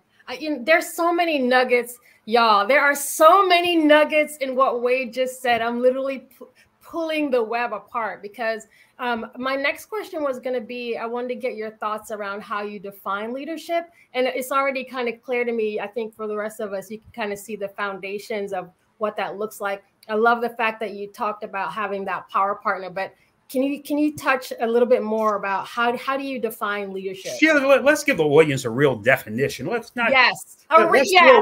Let's throw away the fluff because there's too much fluff right now. People are saying, what is leadership? Because now, since the pandemic, leadership has changed. Yes. And if you're not willing to change, then you'll always be limited on what you can do, always be limited on the people you can affect, and always be limited in the life that you live. So let's give concrete information this morning. What is leadership? I heard a great definition that I've learned and I've adopted. John Quincy Adams, a man that's not known for much, was a president. Most people don't even know he was a president.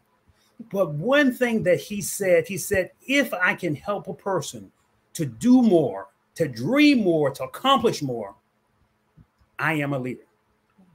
So here's the question we have to ask. And I want the audience to step back and think for a moment. Who are you helping to accomplish more? Who are you helping to dream more?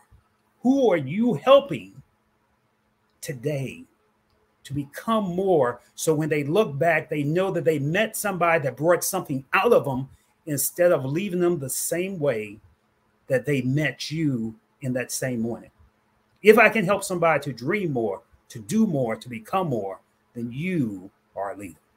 Wow. So as we're thinking about, and again, so the impact of the people around you, and even as you were growing up, who were some of the people who kind of shaped who you are today as a leader? Oh, that's a slippery slope, Shelley. Because we have leaders around us all the time. We just have to be willing to stop and learn from each other. Iron sharpens iron. Please write that down. Iron sharpens iron. Who are you sharpening, and who has sharpened you? As I was coming up, I worked for a gentleman. I'm in I'm outside of Richmond, Virginia. I worked for a gentleman named Sam Plush. He owned the smallest restaurant in the, his restaurant was on the smallest block here in the city of Richmond, North 25th and P, called Triangles. And Shelly, you know, sometimes you don't really know who you are and what the value that you bring. That's right. I used to run around with a lot of hard heads when I was young. I'm a project kid. 2112 Red Street, grew up in the projects. They used to call it bucket of blood and shoot up alley, because you never know if you would make it the next day or the next month. So I didn't really have a future. And Mr. Plush had me to work for him, and he used to say, Mosquito, that's what he used to call me, Mosquito, what are you doing today, boy, to grow yourself? And I used to say, Mr. Plush, come on, give me a break. And it's interesting, now that I've gotten older, wiser, maybe a little balder, they used to call me Mosquito, and I used to wonder, why did they used to call me that? And if you ever think about a mosquito, see, a mosquito doesn't have a lot of value. A mosquito doesn't see a lot of value in themselves, and they go around like a vampire drawing blood from other people. And I was more of a taker instead of a giver. Wow. And I think my question comes up, are you a giver or are you a taker? Who are you giving to that you can give a vision of themselves, or are you taking from them so they will never grow to another level? And he said, I never forget one night, I got with the guys and I was stealing hubcaps. And someone said, pump, pump, pump. And the guy said, run, he's shooting. And the guy that we were stealing from was shooting because we were stealing from him and taking his hubcaps. And I stopped, and I never forget, I told the guy, see, I said, look, man, look and see what I got. He says, man, woo, that's a pretty hubcap, big Cadillac rim, if I can be old school right now. And he says, man, I'm going to give you $25 for it. And I said, 25? He said, yeah, man, take $25, and I took it. And I got back to Mr. Plush late that night. I used to work the night shift. And he said, young man, where have you been? Been trying to reach you all day. I said, Mr. Plush, look, I made $25. He said, look, I don't know how you made that. I said, look, I got some rims. And he said, young man, let me ask you a question. You risked your life for $25. What's your life worth? What's your life worth? Shelly, even as I tell you that, Mr. Plush's words still ring in my ear, not just to you, but to others. What's your life worth? What is it that you are willing to give your life for so that you can put a stamp on it to say, I have been here. I have made a difference. I have done something that when I look back, I have no regrets. Mr. Plush's words ring true. The person that modeled me, that helped model me, Sam Plush, what's your life worth? Wow, what's your life worth? That is, you know, I was as you were saying this, I was thinking about, again, going back to the past few years, and I definitely want to get your take on how you think leadership has changed recently, and it has. The short answer is it has, to your point. But even the statement that you just made, and the fact that having someone speak those types of words into you, and that the fact that it resonated, so that where you are today, you're still able to lean on some of those words. So I wanted to find out, you know, what are some of the changes you've seen recently in leadership? You know, again, coming out of the pandemic, right? And we're being real, right? So what are some of the changes you've seen? Well, here are two things that I talk about with my clients. Number one, we've gone into a mindset that we treat everybody like they are part of the group. People don't want to be a group mentality anymore. They want to be treated like people. Right. Treat people like people. Stop for a moment. Talk with people about what's going on with them. People don't care how much you know until they know how much you care. Let me say that again. Wow. People don't care how much you know until they know how much you care. I went to a conference here in the city of Richmond. And there was a young lady, she was standing by herself, and she said, are you busy? I said, no. She said, can I just talk to you for a moment? And I said, yeah, I'm here at the conference. I'm waiting for my wife. And she went on to how tough her day was, how difficult things had been at the job. And at the end of our conversation, she said, you know what? Can I get your card? Because I just needed someone to talk with, just someone to share my challenges with. And I will appreciate that if we could stay in contact. That lady, see, it wasn't what I gave.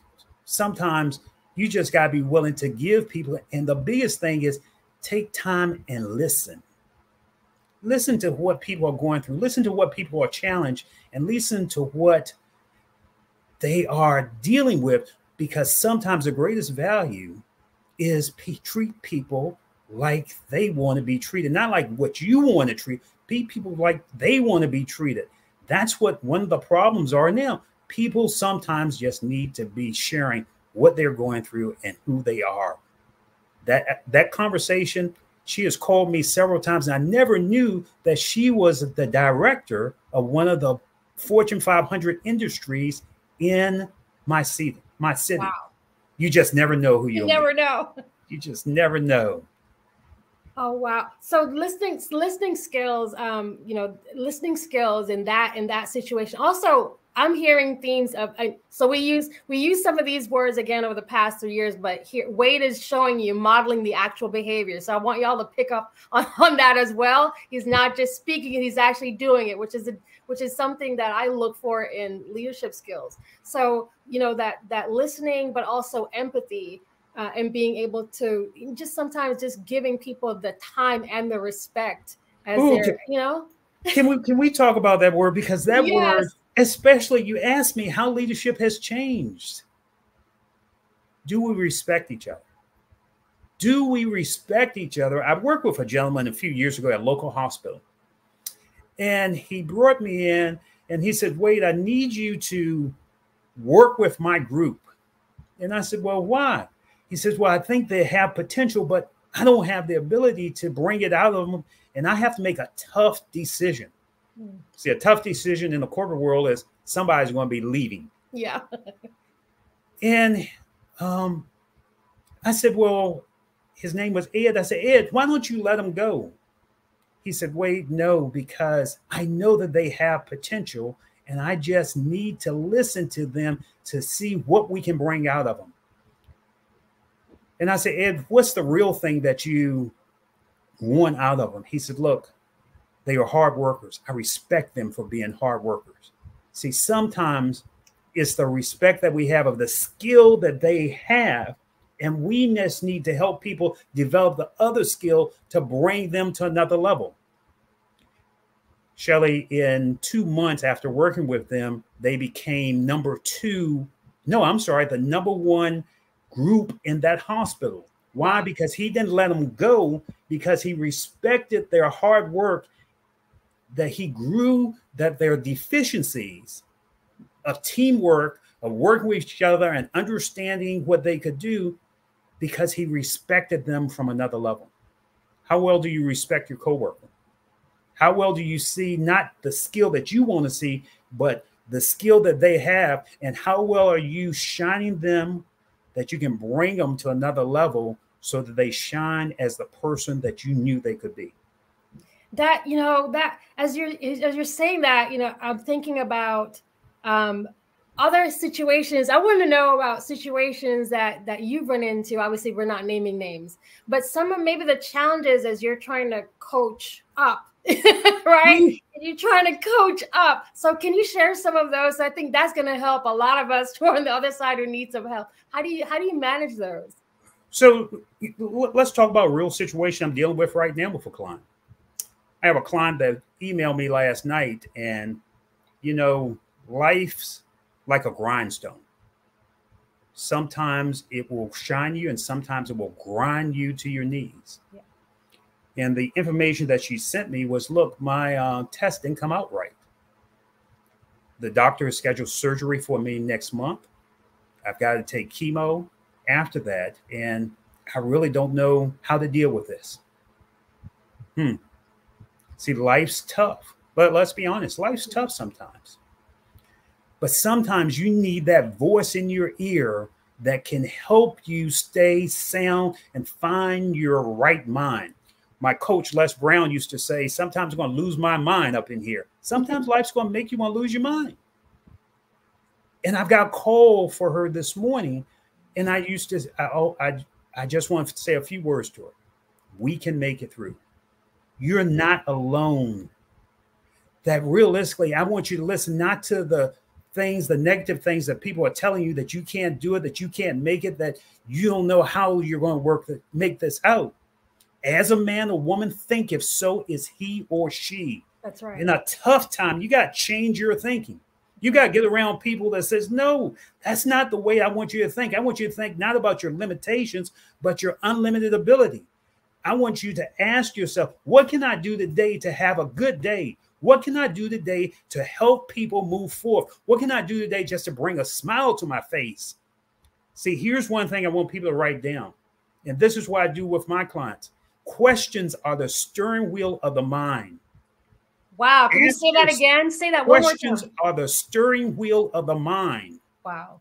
You've got to ask yourself a better question in order to move yourself to a better point of taking action. So if you're saying, well, the day's not going to be good, you got to ask yourself, what can I do today at this moment to make the day good? You've got to ask yourself, what can I do to make myself feel empowered right now? So the question I always like to ask is, at this moment, at this point that you're listening to Shelley and Wade, who are you being? Who are you being that you're showing the best in you?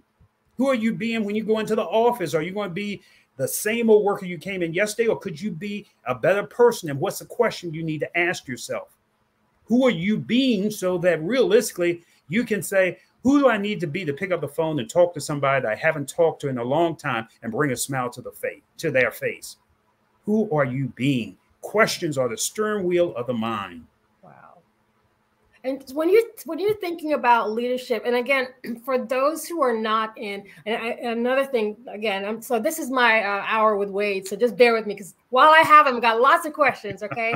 And a lot of us have these same questions, but when we're talking about leadership skills and leaders and leadership in general, the distinction that a lot of people tend to make is that when we're talking about leaders, you naturally mean an executive. And I think that is where a lot of us trip up. It's not about the job title. We're talking about the qualities and the skills. And I think when you hit on the point about respect, and the example that you gave about that leader who had to learn, or that organization had to learn how just basic respect of the task-driven force, sure. Right?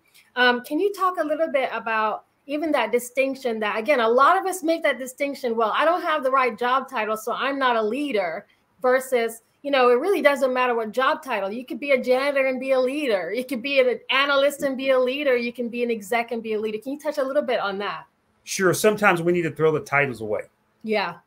Titles is what limit us and limit our thinking and our ability to help each other.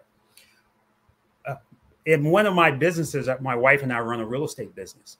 And I often walk in and I will see attorneys and I will say, good morning, let me introduce myself. I'm Wade Randolph. And the attorney said, well, I'm Attorney Johnson. And I'm like, no, that's not. You see, he wears that title, and that title is the limit because he doesn't know how to approach people just like a normal person. Wow. And sometimes the title that we wear, Executive Johnson, Executive Wilson, manager, whatever, here's the question that we have to ask. What if you lost that position? That's right. Who will you be? So can we go a little bit deeper, Shelley? Oh, yeah. Oh, yeah. See, I've been burned out to the clothes on my back. I lost everything. Even lost the job. They told me, no, if you can't make it here, you no need to come back. And because I didn't have a place to stay, I lost my job too. But see, here's the thing that's very important. Who are you behind your words? See, if you lost everything today, how will you show up?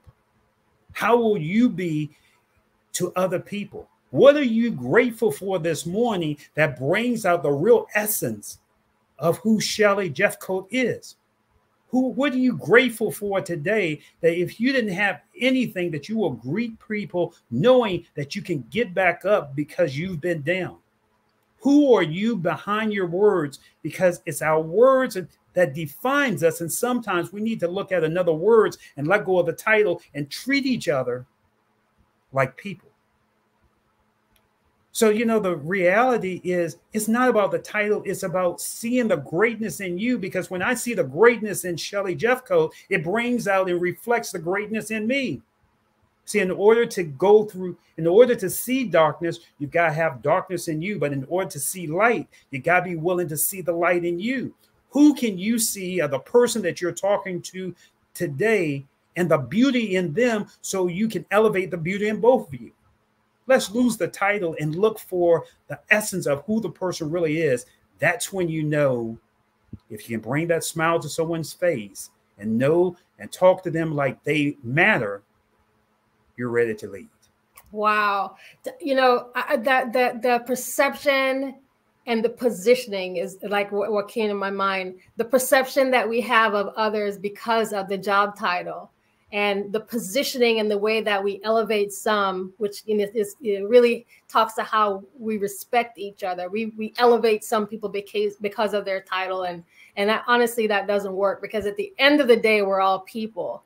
And so I want to find out from you, like, what are some of the unsuccessful, stories, or what makes a terrible leader? I did some work here for a department in the state of Virginia. Won't give any names. And when I walked in, the manager said, let me talk to you about the problem I'm having with my people. See, there are always two sides to each story. And I said, great. And I said, well, let me interview 3 of your people from the department. And he says, why do you want to do that? I said, because I always want to get the full perspective. You see, realistically, in order to solve a problem, you got to look at the full perspective. What's the problem? What's the solution? And what's in between? Most people don't want to address what's in between. Yeah. When I talked with his people, they said, I hate him. Hate is a strong word that I never allow my clients to use, but his people and the team said, I hate him. You ever seen a bald head guy sweat? And I said, how do I solve this? Because realistically, the barrier is in the middle. And sometimes you got to take a step back and look at the full problem. Like I said, they said, I hate him, and he didn't understand them. The problem was the communication. Yeah. I think it was George Foreman says that sometimes you're like a blind man and you're waiting for somebody to lead you back to your real essence of who you are. And both people were so entrenched in their position. I was the linchpin that needed to help lead them back to what they could be so they could communicate. How are you communicating with the people around you? How are you listening at a deep level, not just at a surface level? How are you listening at a deep level to each other? Or are you listening at all? See, a lot of people like to talk, but the one real skill is we got to listen, but write this down. Listen at a deep level. So I said, let me go out on a limb. Let me bring everybody together. And we had an interview session. And I asked them, I said, be respectful, but I want you to interview the manager itself. You see, one part of leadership that I learned from reading Nelson Mandela's The Way of Mandela is a great leader always is willing to listen to his people before he speaks. And I asked his group, I said, please ask him any question that you want. And Shelley, I was sweating all the way. You see, sometimes you don't know the answer, but sometimes you got to walk by faith and not by sight. Sometimes you won't know the answer. And realistically, I had them to interview him. And he said, look, I only want to bring out the best in you. That's why I'm so difficult. That's why I'm so hard on you. I know that you got the talent. I just want to bring out the best in all of you. When he said that, the whole dynamic change. Sometimes we got to listen and learn from each other so we move together to another level. Wow, this was so powerful, Sydney. I think this is the best, and I've been on many shows, many speakers, but I think this has been the best leadership discussion I've heard in quite some time. So thank you so much, and especially for sharing your personal story and all of the examples that you gave that we could really use in real life. Thank you so much for giving us your time. No, thank you for being here. Well, for both of you, thank you very much. Shelley, you for leading the conversation and helping to provide a platform for Wade to bring it out, but Wade, you for bringing it out and sharing it with the folks. And I'm going to tell you, anybody who was tuned in who isn't ready to walk through a wall right now, right, either wasn't listening or is deaf. So, one of those two things. It was really great information, great advice, great counseling, and really appreciate your time, your energies, your efforts. So with that, I will say to both, genius is common, and I'll see you on the other side. Thank you. Have a great morning. Bye.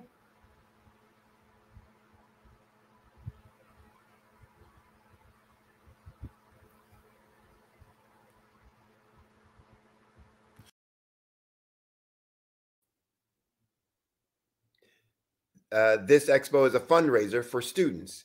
So you can go to www.blackbusinessexpousa.com to donate to the scholarship fund. Again, that's www.blackbusinessexpousa.com.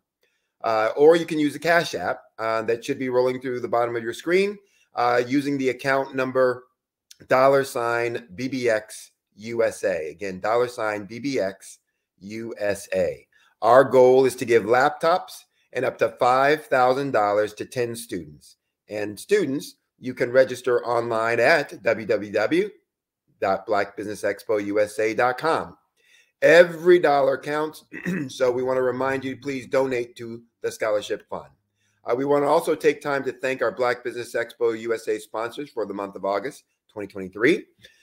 Those sponsors include NC100, Moody Capital Partners, Suede Soul, Lotus Richer Coaching and Training, Carolina, Virginia Minority Supplier Development Council, Step Management, BHS and Associates, Margie McLean Foundation, Inc., Genius is Common, Earth Essentials, Milani Shani Global, Executive Women's Success Institute, The Quality Coaching Company, Superwoman Business Services, Creative Force Studios, Lee Entertainment, Artistic App Design, Black Business Expo USA. So remember, genius is common, and I'll see you on the other side.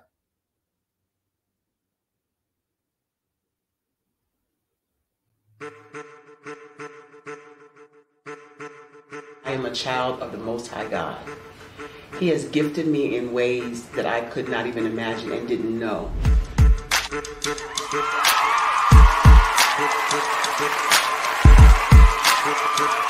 There was a time when I didn't know who I was. I listened to other people tell me who I should be, what I should do. I listened to people telling me that I should be a boutique owner, that I should be a construction manager, that I should be a laborer. Have you ever felt like you should do something else, be something else, go somewhere else, be wherever you wanted to be, and you felt like you were in a box? Anybody in the room? And you couldn't get out. Anybody in the room? And you kept trying to go and go and you couldn't get out. Anybody in the room? But let me tell you, you need to rock the box. Rock the box.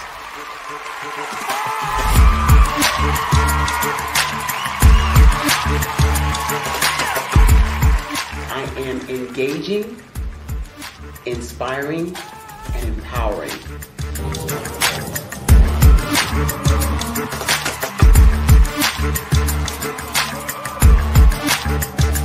I would give you everything I know.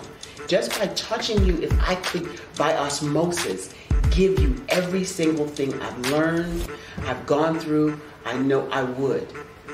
We know that's not possible, but as it is possible, I love to share information with people. Some of you out there, people have told you that you can't be, you can't have, you can't do.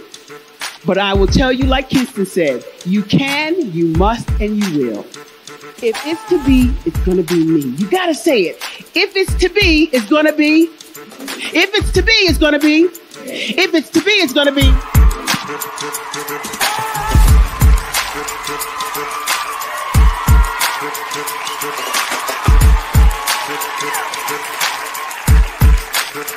Barbara is because she believed what her mama said about her and not what other people told her. Every day you wake up, when you're in a situation, it's your choice whether it's an advantage or the disadvantage. She gained her confidence and her life, and now she is a testimony. If I can help you elevate yourself, then I feel like I'm elevating my own self as well. What you know and I know together can change the world.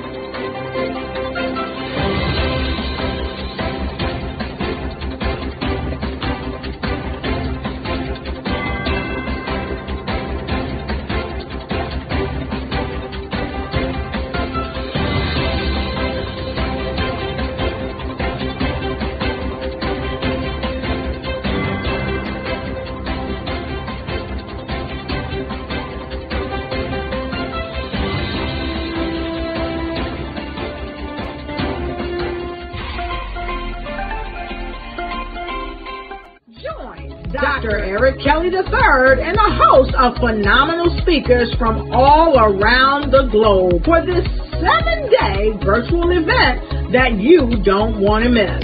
The mission of the Black Business Expo is to raise scholarship money from kids all the way from high school, all the way from college. The Black Business Olympics is one of the largest Black business showcases in the world. It is an opportunity for businesses and companies to showcase their businesses globally. We are going to be giving away laptops up to $5,000 away to students. Again, I'm Olivia Appleberry, the founder of 2 Cents Finance and one of the speakers for the expo. I am so excited to see you there. For more info, go to www.blackbusinessexpousa.com or call 919-308-9090 and hope to see you there. I am Black Business. From the moment I wake until the time I sleep.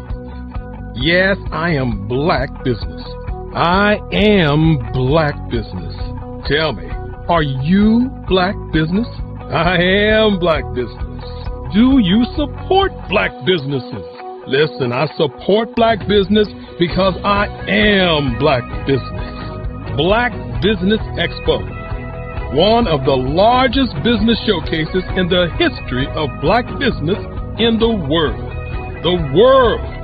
Sign up today at www.blackbusinessexpousa.com or call 919-308-9090. I am Black Business. I am Black Business. From the moment I wake until the time I sleep, I am Black Business.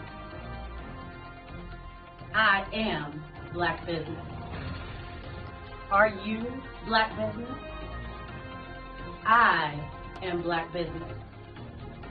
Do you support Black businesses? I support Black business because I am Black Business. Black Business Expo, one of the largest business showcases in the history of Black America in North Carolina. Join Dr. Eric Kelly III and a host of phenomenal speakers from all around the globe for this 7-day virtual event that you don't want to miss. The mission of the Black Business Expo is to raise scholarship money from kids all the way from high school all the way from college. The Black Business Olympics is one of the largest Black business showcases in the world. It is an opportunity for businesses and companies to showcase their businesses globally. We are going to be giving away laptops up to $5,000 away to students.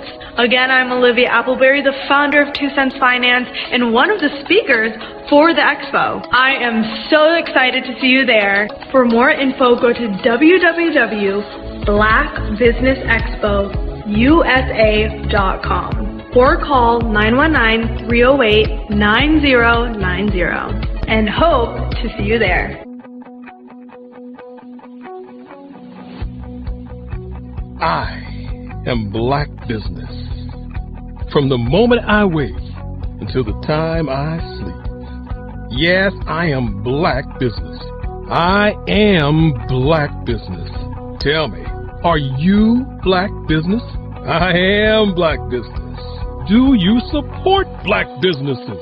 Listen, I support Black business because I am Black Business. Black Business Expo, one of the largest business showcases in the history of Black business in the world.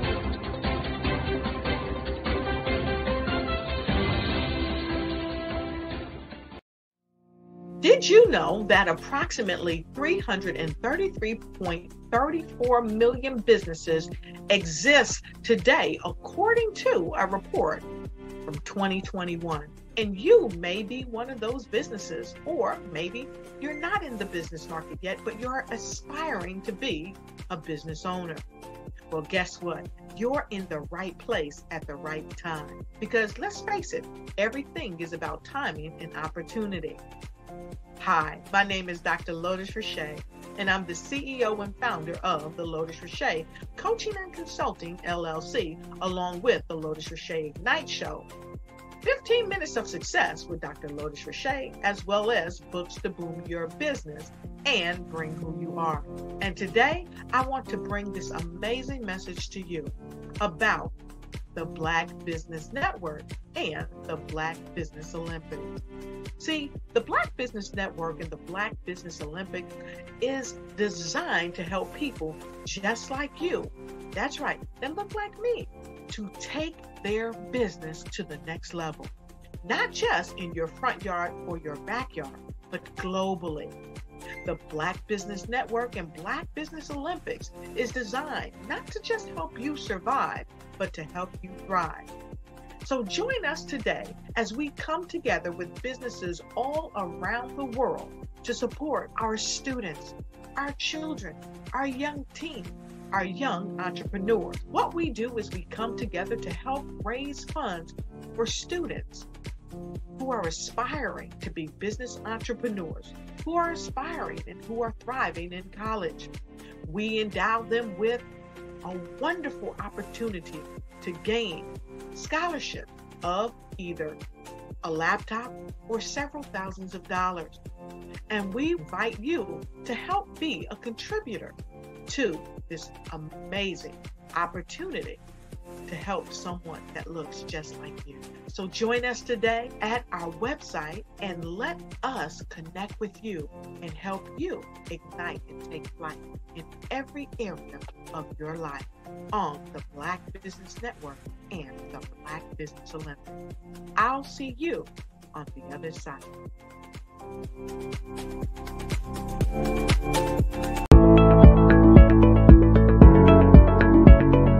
Prepare for what's coming and dominate in economic winter.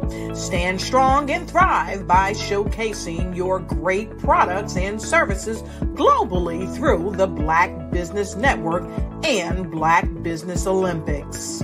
The Black Business Network has showcased over 2,000 companies with over $7 billion in sales each year. Over 10 million attendees have viewed the rebroadcast each month. Through the Black Business Olympics, Unique styles of business training and mentoring are turning students into business owners and entrepreneurial warriors who will dominate in any economy. Gain the ultimate advantage of the Black Business Olympics, 7 days of unbelievable topics and speakers speaking around the globe. Donate your time and experience to provide expertise and scholarships to students worldwide and change the world. Now, more than ever, new insights, tools, strategies, and capabilities are needed. This is your chance for a major presentation to the world. Fill out the form and join the more than 2,000 speakers who have presented to over 200 countries. Join the Black Business Network streaming live into the Metaverse, STEM City, Black Multiverse Enterprises, Hulu, Amazon, YouTube, iHeartRadio, Apple, Facebook, LinkedIn, Pod TV, IBM TV, Spotify, and Google Podcasts. Sign up today. Spaces are limited, and we will see you there.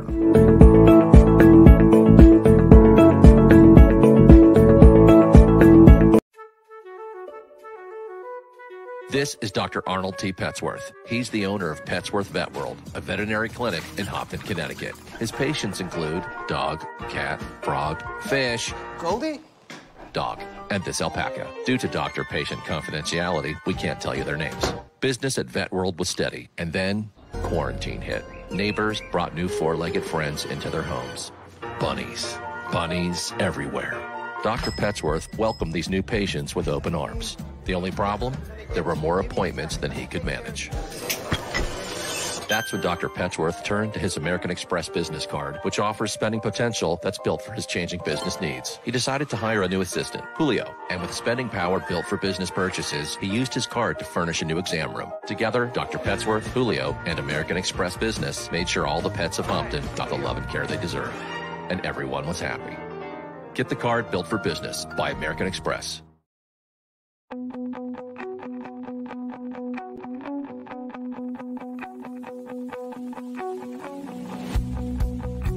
I am Black Business.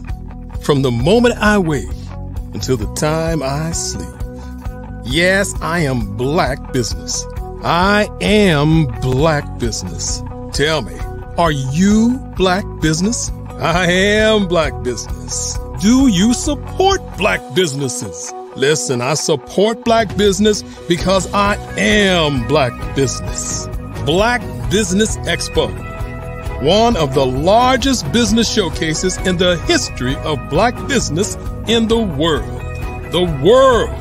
Sign up today at www.blackbusinessexpousa.com or call 919-308-9090. I am Black Business.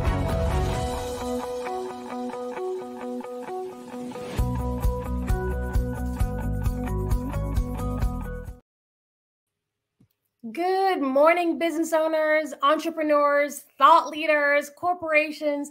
Welcome back to this episode. I'm so excited to join you. I am Shelly Jeffcoat. I'm also known as Mrs. Pie and CEO of LCM Group. I am your business moderator for this morning on the Black Business Network. And so you know, the Black Business Network is a 24-hour business network showcasing Black businesses, business owners, entrepreneurs, and thought leaders worldwide. We have speakers from all across the world: London, Singapore, Africa, Japan, and cities all over the United States. This is a global community sharing its business knowledge to empower, inspire, and educate businesses about businesses. By the way, we are raising funds for a scholarship, so please make sure you check out the website to learn more about that. Now, I want to tell you about the next guest that we have joining. I am so excited to host a conversation and a fireside chat with none other than Jerry Roebuck, who's been an entrepreneur since the age of 11. I'm going to spend a couple of minutes just to make sure that you know who we're talking to, because this gentleman is a phenomenal individual in business. He actually conceived the biggest event in the history of Black America, the Black Expo, that ran through 14 cities. He's worked with many Fortune 500 companies on event marketing, advertising, and social issues, including some I just want to call out: Pepsi-Cola, Geico, Philip Morris, names that you know, AT&T, Coca-Cola, Chemical Bank, and BET. He partnered with Russell Simmons' college classmates to be one of the pioneers in creating the world's biggest global music, hip hop, straight out of undergraduate school. Mr. Roebuck is also credited with the strategic and financial growth of TV's Tony Brown Journal. Many of us are very familiar with the longest running program in PBS history as its advertising representative and media consultant.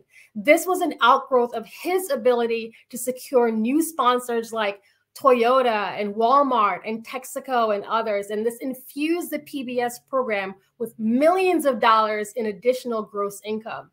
I also want you to know that he's been a consultant to many urban radio stations in over the 20 markets across the United States. He's a well-recognized educator and community servant who worked in the Harlem community for over 40 years in business and in education. And upon his retirement, he was recognized by the entire New York City Council for his dedicated service to New York City. Mr. Roebuck presently lives and works in Florida and New York City, and I'm so honored to have him join our program today. So I'm going to be leading a fireside chat with Jerry Roebuck, and then we'll get to meet him and hear more about all of his great accomplishments. Well, that was a great introduction. Thank you very much. Thank you very much. I'm glad to be here to be able to share my story with the listeners, viewers, and it's always important, I think, to share the experiences that one has, because you never know who you inspire. That meant a lot to me in my years in education, working with young people, and even today, many years later, I hear from many of my former students about maybe a conversation I had with them, an interaction that I had with them, a book that I asked them to read, and how that one little instant inspired them to make a decision in their life, 10 years out of high school, 5 years out of college, whatever, that has made them the person they are today. So I really always enjoy sharing my story, but also just experiences that I've had with people. I appreciate that. Your journey, and again, for those who are watching us live, and many people are going to be watching us on the replay, I think this is a segment you want to also have your teen entrepreneurs listen to, okay? Because I think you're going to pick up some tips. I wanted to find out, so you started in business at age 11. How did you do that? What propelled you to do that? That's a very young age, and it was a long time ago. I'm not going to give my age away, but let's just say it was over 5 decades ago. But I had moved from living in one location in Harlem, which I'm going to circle back to later. I grew up in Harlem most of my life. This was a house that my grandfather owned on 128th Street between Madison and Park Avenue.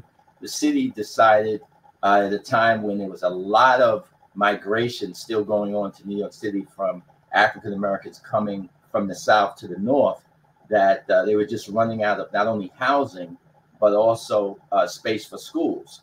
And so they needed a big middle school in Harlem, in Central Harlem. And it was on the block that they wanted to take over this whole block to build this new school, state-of-the-art school in New York City at the time, which was going to be air-conditioned, no windows, etc.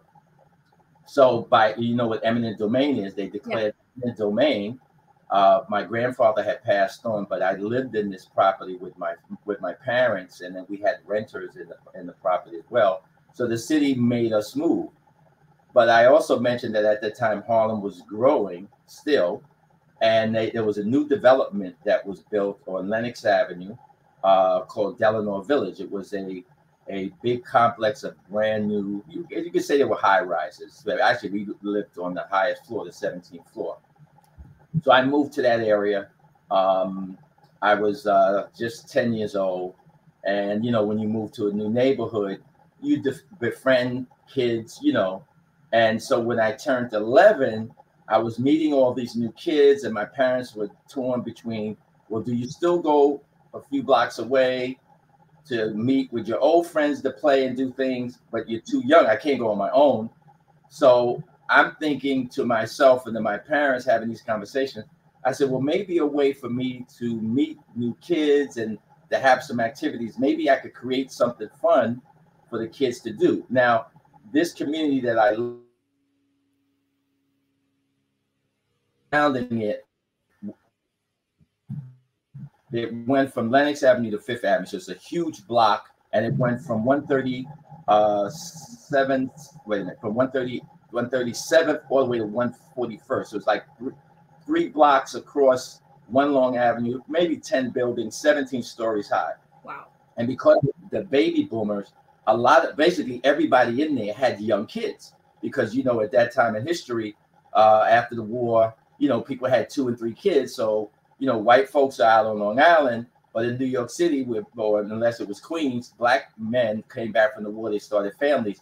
They had these 2 and 3 kids. So there's hundreds of kids in this community I lived in, as opposed to I lived in a block before, you just associated with kids in your particular block.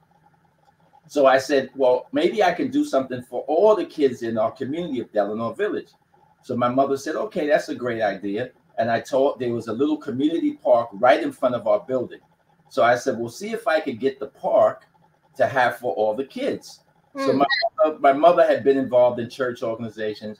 So we went to the rental office, and they said, okay, for a couple of hours for the day, you can, you know, have the park. And I think it was 25 cents to come in.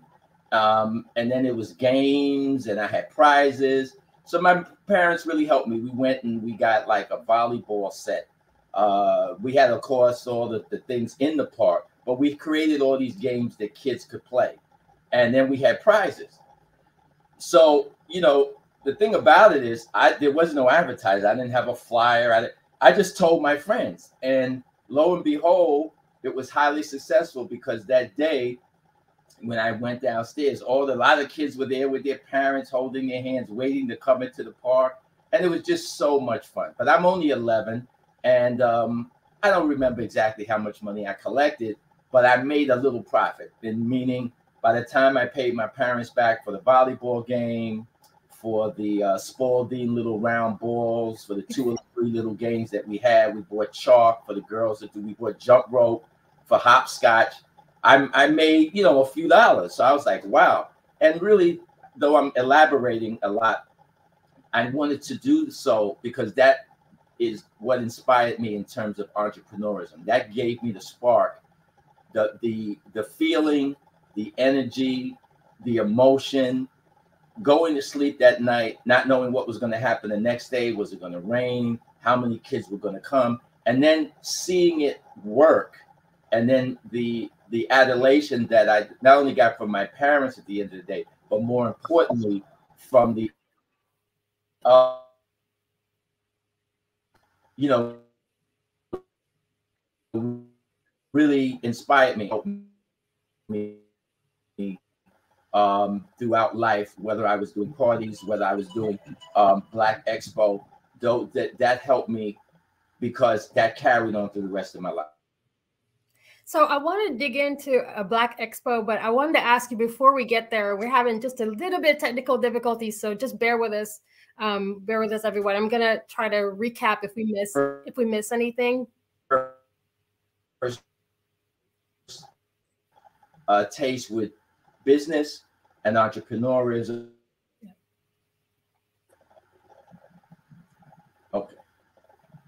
There you go. Okay, it's okay. So that really. Now I was just saying that lit the spark that carried me throughout my entrepreneurial life.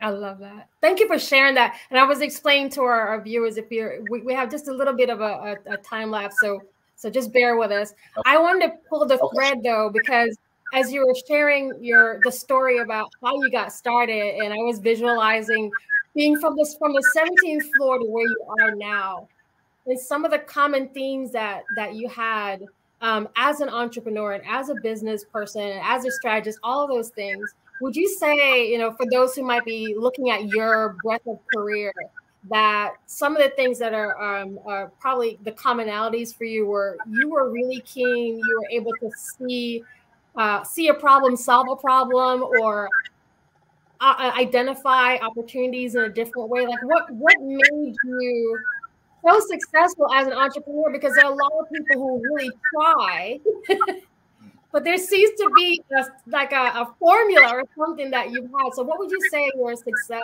as you're thinking back? Okay, yeah, I got to think back, because how I thought then is not how I think now, and how I thought then, I wish I had the knowledge that I have now, because I know how much more successful I would have been, and also the access which I'm going to end up definitely want to people and entrepreneurs today have as advantages that I did not have 40 years ago, such as the internet or email or social media marketing. These things didn't exist. And I wish they did in many of the endeavors I had, because I would have been hugely successful. I mean, I would have made, instead of businesses that made a million or millions of dollars, I would have made hundreds of millions of dollars. But the task of getting something started was so difficult decades ago. Just even when you look at accessing information, where I could remember writing a business plan and going to the library and having to spend 4 or 5 days, 6-7 hours a day to get just basic information to put into a written business plan, where today I could sit in front of a computer and get all of the answers in 10 minutes on Google. All right. So, but to directly answer your question, I think that it has to do with, looking at, opportunity. And like you asked about, filling a void. And anybody who's in business that's successful will tell you, and as a first rule of business, find something that's missing, find something, a need that people have that you think you can fulfill, and you'll be successful. Now, of course, if you go to business school, they're going to tell you a whole lot of other things that go with that. Who else is in the business? What's the competition like? How much starter capital do you need to get started, to make a difference? So it's a lot more than just filling a need, because I could say there's a need for anything that I can go out and fill it, But just touching on the things that I did after I was inspired by that first experience, it wasn't until many years later that I began to look at something else. And the very early starts of my entrepreneur career were in the entertainment area.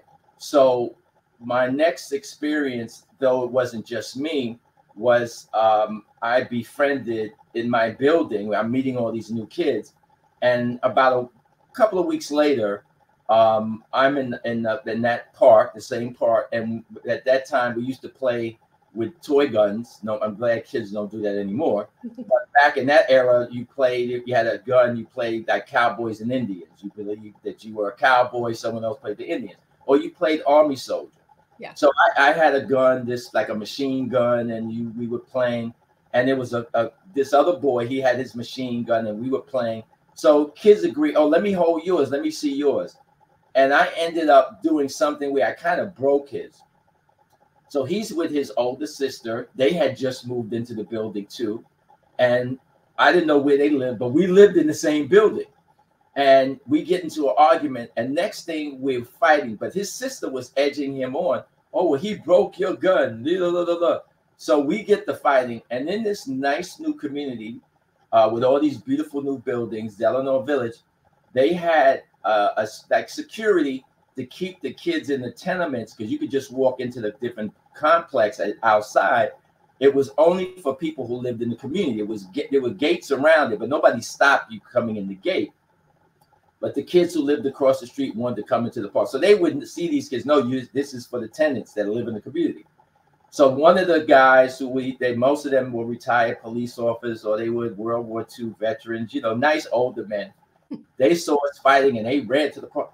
So this is a different era. This is the 1960s. So they grab us and they shaking us. Where do y'all live? And it was so weird because we both point to the same building. Okay. So they grab us and they ask, well, you're going upstairs. So they want to get us away from all the other kids because, you know, kids make a circle around you to fight. And they drag us in the lobby. I mean, they're literally one by the collar, one by the arm. And the first stop is to my house, me and this other kid. Miss Roebuck, your son was downstairs. You know, this would never happen in 23. And my mother is, what? Oh, my God. So my mother is blasting me out in the doorway. But she says, as parents of the day, you go downstairs to this young man's house and you apologize to him and blah, blah, blah, and his parents. Wow. So my mother said, wait a minute. She got dressed. She had women used to wear house coats. My mother was a homemaker. We go downstairs and the people, we get to his house. I lived on the 17th floor. He was on the 8th floor. And we ring the doorbell, and he lived with the mother, the father, and the grandmother. So they all come to the door. They were from the South. And what happened? So they're ready to take him in and beat him because, you know, the security people are bringing him. And so they invite my mother and me into the house. And I'll never forget this. They tell him, shake his hand. Well, he didn't want to shake my hand. So wow. Now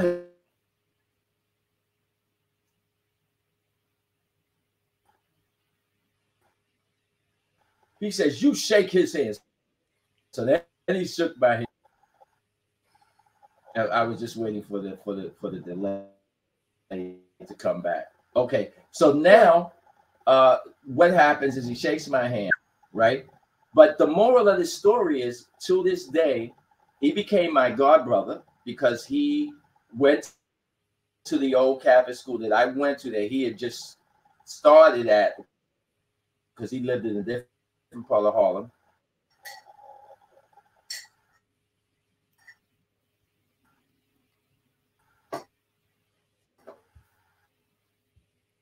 And he ends up becoming a Catholic. I become his godbrother, and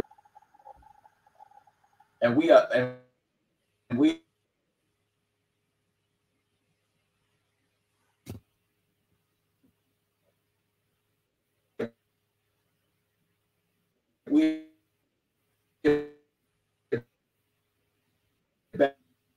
best friends to this day. As a matter of fact, he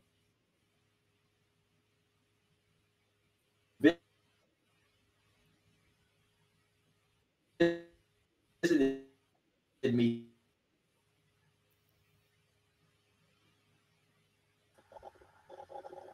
Yeah, so I mentioned that because, you know, when you talk about different things that were impactful in life, that sequence was important because his older sister that now becomes my friend, she was involved in the Catholic Youth Organization, which used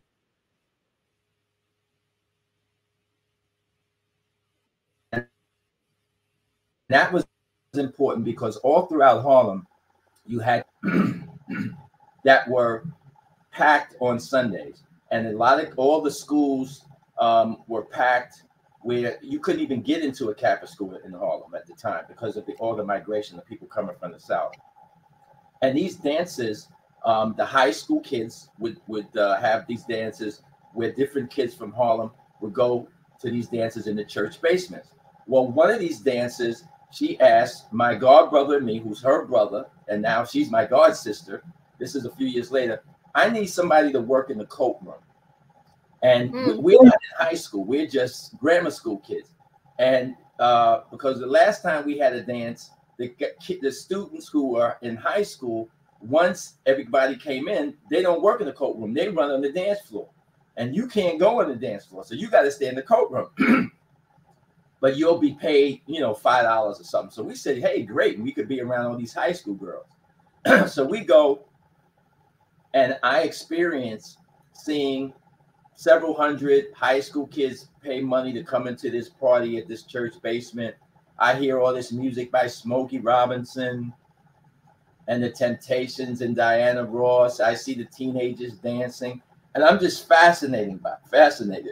And this is in the era where there were Victrolas, where on the stage in the auditorium, they would put a 45 on the turntable, and they would put the microphone over the PA system by the speaker on the turntable and play the record, and the kids would dance.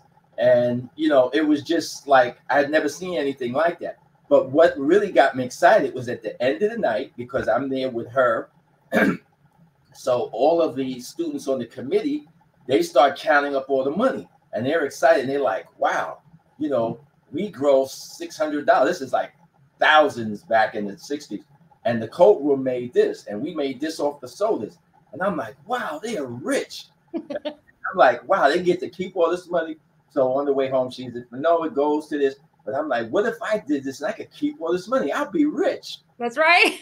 You know, so that inspired me. I said, when I get to high school, I'm going to do a dance or a party, but I'm not doing it for no organization. I'm going to do it for myself because I want to be rich, you know, because I'm this little 7th grade kid or whatever.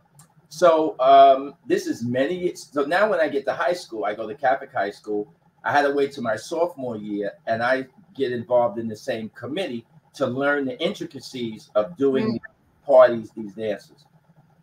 I was only involved for a year because the high school I went to, and what we used to do then, as I went to all boys high school, so we worked with other all boys high schools. One was Powell Memorial. That's where Kareem Abdul-Jabbar went to high school. He was named Alcinda back in the day. And we worked with girls high schools to get them to come to our high school, to our high school dance. But it really prepared me.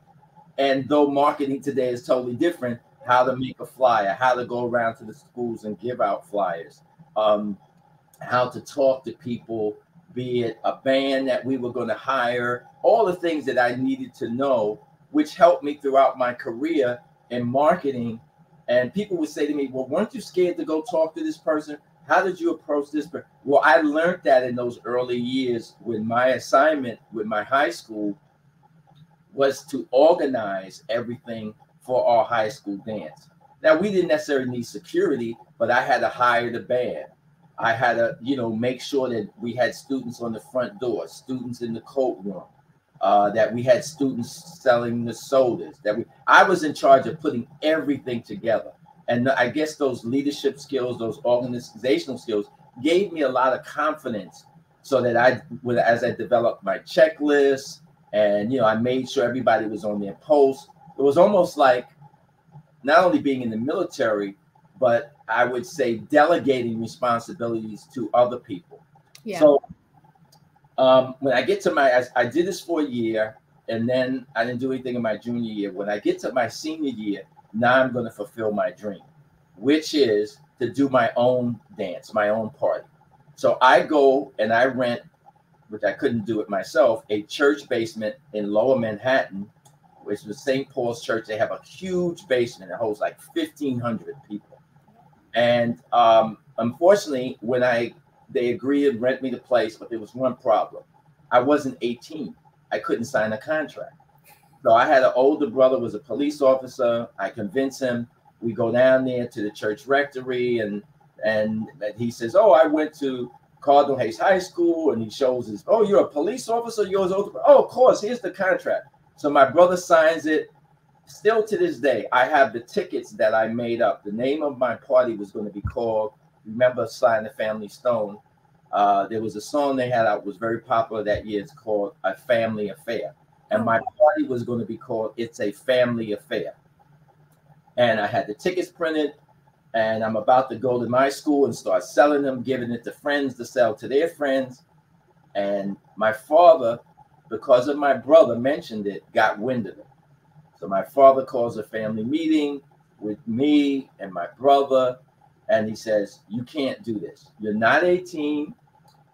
I don't want nothing to happen because some of your friends may go down there. What if something happens? It's going to give the family a bad name. You know, my father was involved in the Catholic Church in a big way. I don't want to get off on that, but he did things with Dr. King, raising money for Dr. King. Wow. Because my father got the Catholic Church involved in the civil rights movement. And he was like, no. So when you get 18, you can do something on your own. And he lashed out at my brother a little bit because, oh, you should know better. He's not of age. And I was pissed at my father. But what could I do? I'm living in this house. So that was the end of my entrepreneurial dream for my senior year in high school. But at this time, what I did with my girlfriend, there started to be parties around New York City at, you wouldn't call them clubs, but different places that were like a club. And I started going, and it kept me inspired. So when I became a freshman in college, after I did make my 18th birthday, there was a club in New York City called La Martinique. And this is pre-disco. There wasn't called discos then, it was just parties. And I went down there and I talked to the owner, and they looked at me and they said, well, you're kind of young. I said, well, you know, I'm 18, I can sign a contract, and I want to do a party for college kids because I had just started college. Now I'm a freshman.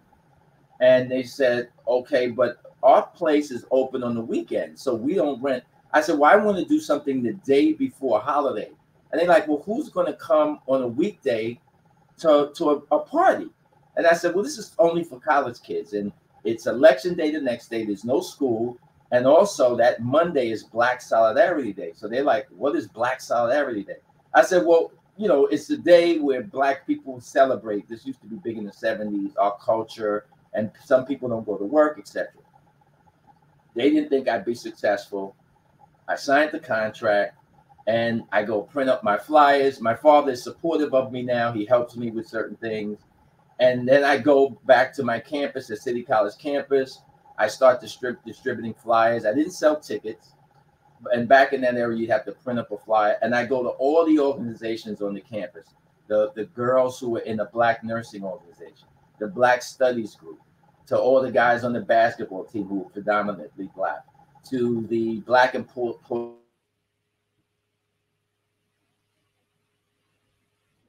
all the fraternities. And I would just get, oh, give me that. And so I just use all this promotion. Then I had friends in high school that went to different colleges in the city. So I had friends that went to Hunter College, Baruch. So I would call them on the phone. Hey, you know, I haven't talked to you since, you know, high school. How's Hunter College? How's your college? Oh, it's good. Well, I'm doing this party. Oh, you are? Well, come down and meet me in the lounge at Hunter at around 12 o'clock and bring a bunch of flyers, and I'll give them out for you. And you can meet all of my friends that I've met at this college. So I would go to the different colleges when I didn't have class on a particular day. And I even had to print up more flyers. I must have given out thousands of flyers. So now it's the first night of my party. I don't know what's going to happen. All the butterflies come back to me of when I first was an entrepreneur, age 11. And I remember telling my brother, and this is weird, this may seem strange, the club opened at 8 p.m. and closed at 2 o'clock, which is weird for New York because years later, clubs didn't open till like 10 or 11 and they closed at 4 or 5, and nobody came out until midnight. But back in those days, parties started early. And I told my brother, well, it's going to start at 8, but make sure you're at least there by maybe 7:30, no later than 8:15. So I get down to the club, and it was a downstairs on 57th Street, mid-Manhattan. And I remember my sister was in the box office, and the owner comes to me and he says, come upstairs. And when I go upstairs, there's a line down the block. Wow. And what was amazing is that it's only like 8:15, and my brother's not even there. So now people are coming in. It's going on 9 o'clock. And I remember one of my friends from school who had said to me that day, I don't think it's going to be that packed. You gave out a lot of flyers, but I don't hear a lot of people on campus talking about it. So he's online waiting to get in. And then he gets downstairs and he goes, I can't believe all these people here. Oh, man, look at the girls. Look at this. So they actually, by I say about 9:20, they had to close the doors. There's no more room. Nobody else. Wow. So one of we call them bouncers, he comes down the stairs. He asks for my sister. He says, excuse me, there's a guy upstairs. He says he's your brother, and he's your brother's brother. He's supposed to be working here tonight. And it was my brother, the police officer, with another one of his friends. Couldn't even get in. So then he comes down the stairs. He's like, oh, my God, you did it. You pulled it off, you know. So, you know, that was, you know, a great success. So when I talk about circling back to that first experience as a young person, here's what transpires for me. So now I love doing this party. It was a success. Even later that night, people from my campus, City College, are, wow, this was a great party. There's people I didn't know that went to Hunter College or Brooklyn College that, you know, they were coming in and they're seeing me, oh man, when's your next party? When's your next party? But when I went back to my campus that Wednesday, City College is a big campus. It goes over, I would say, 15 city blocks. And sometimes I had a course at one end of the campus. I'd have to walk to the other end of the campus. So you're talking about maybe a 10-minute walk and then in between classes. And I can remember that day walking from one end of the campus to another and just being stopped by students. Oh man, I was at your party. That was great. When is the next one? I can remember people coming up to me and saying, oh, you're the guy that gave that party. I heard it was great. Oh man, you know, be sure that you give me a flyer next time. I'm not gonna throw it in the garbage. Wow. But what that told me, I didn't read a book on marketing. I wasn't in business classes, was I had to identify myself now. How do I go from just making up a flyer and giving it out to creating an identity? And the only thing I could think of was my name. That's right. Jerry. I'll be Jerry Productions. And that's what I created. So now when I do my second flyer, I put on the flyer, Jerry Productions Presents. So now when I give my second party, because first one was in November, the next party that I gave was it was the end of semester going into the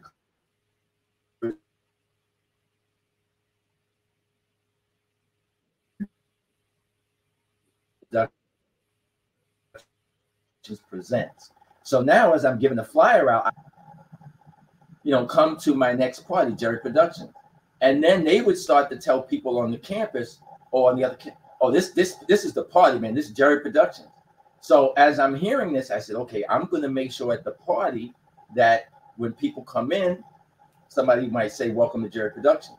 People used to smoke cigarettes then. So I made up matches that when people came in, I had them on the tables, and the matches, when you opened it up, it said Jerry Productions. I had business cards made that said Jerry Productions. At certain times in the party, the guy would get on the microphone. This is before rap music. And he would say, you're at a Jerry Production. And at the end of the night, when people were online, got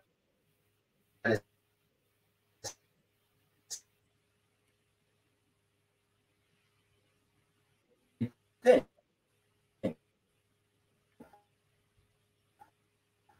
to say over and over again, thanks for coming.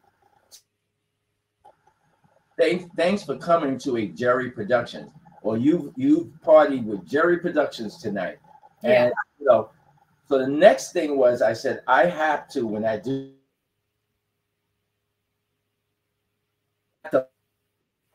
let people know that at here, when is the next, when I have something in the future, which was going to be now in the spring semester, I'm going to have my next party ready. So that night I'm giving them a flyer and say, hey, here's the next one. Take it home, put it on your wall, which people used to put it on their wall or wherever, their bulletin board, and share it with people.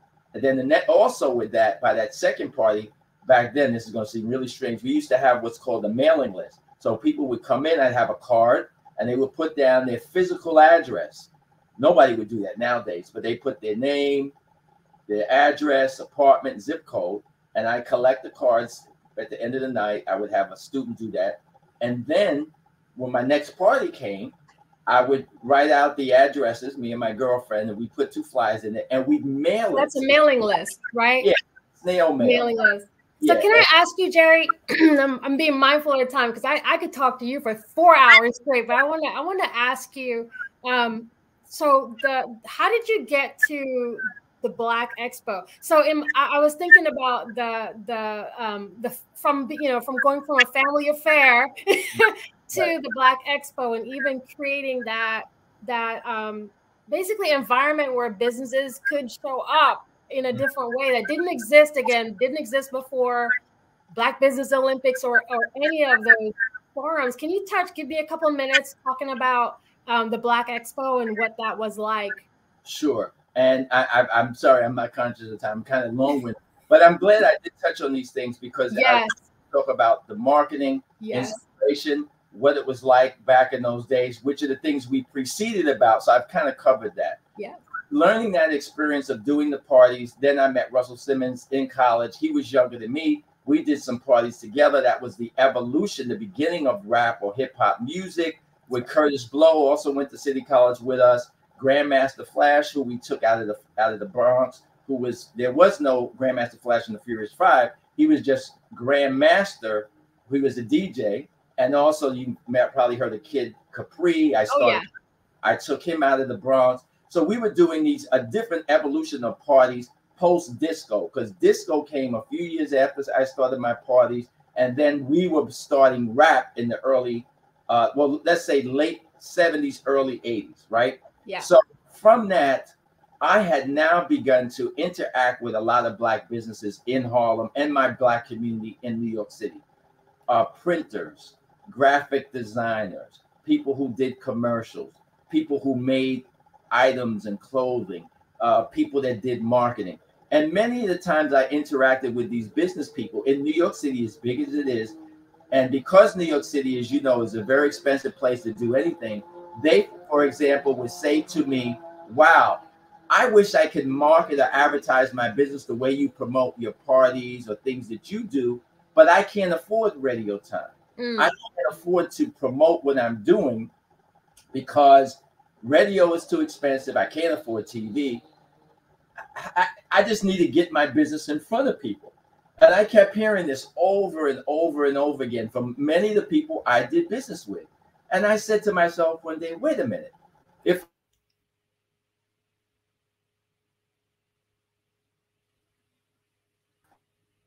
in front of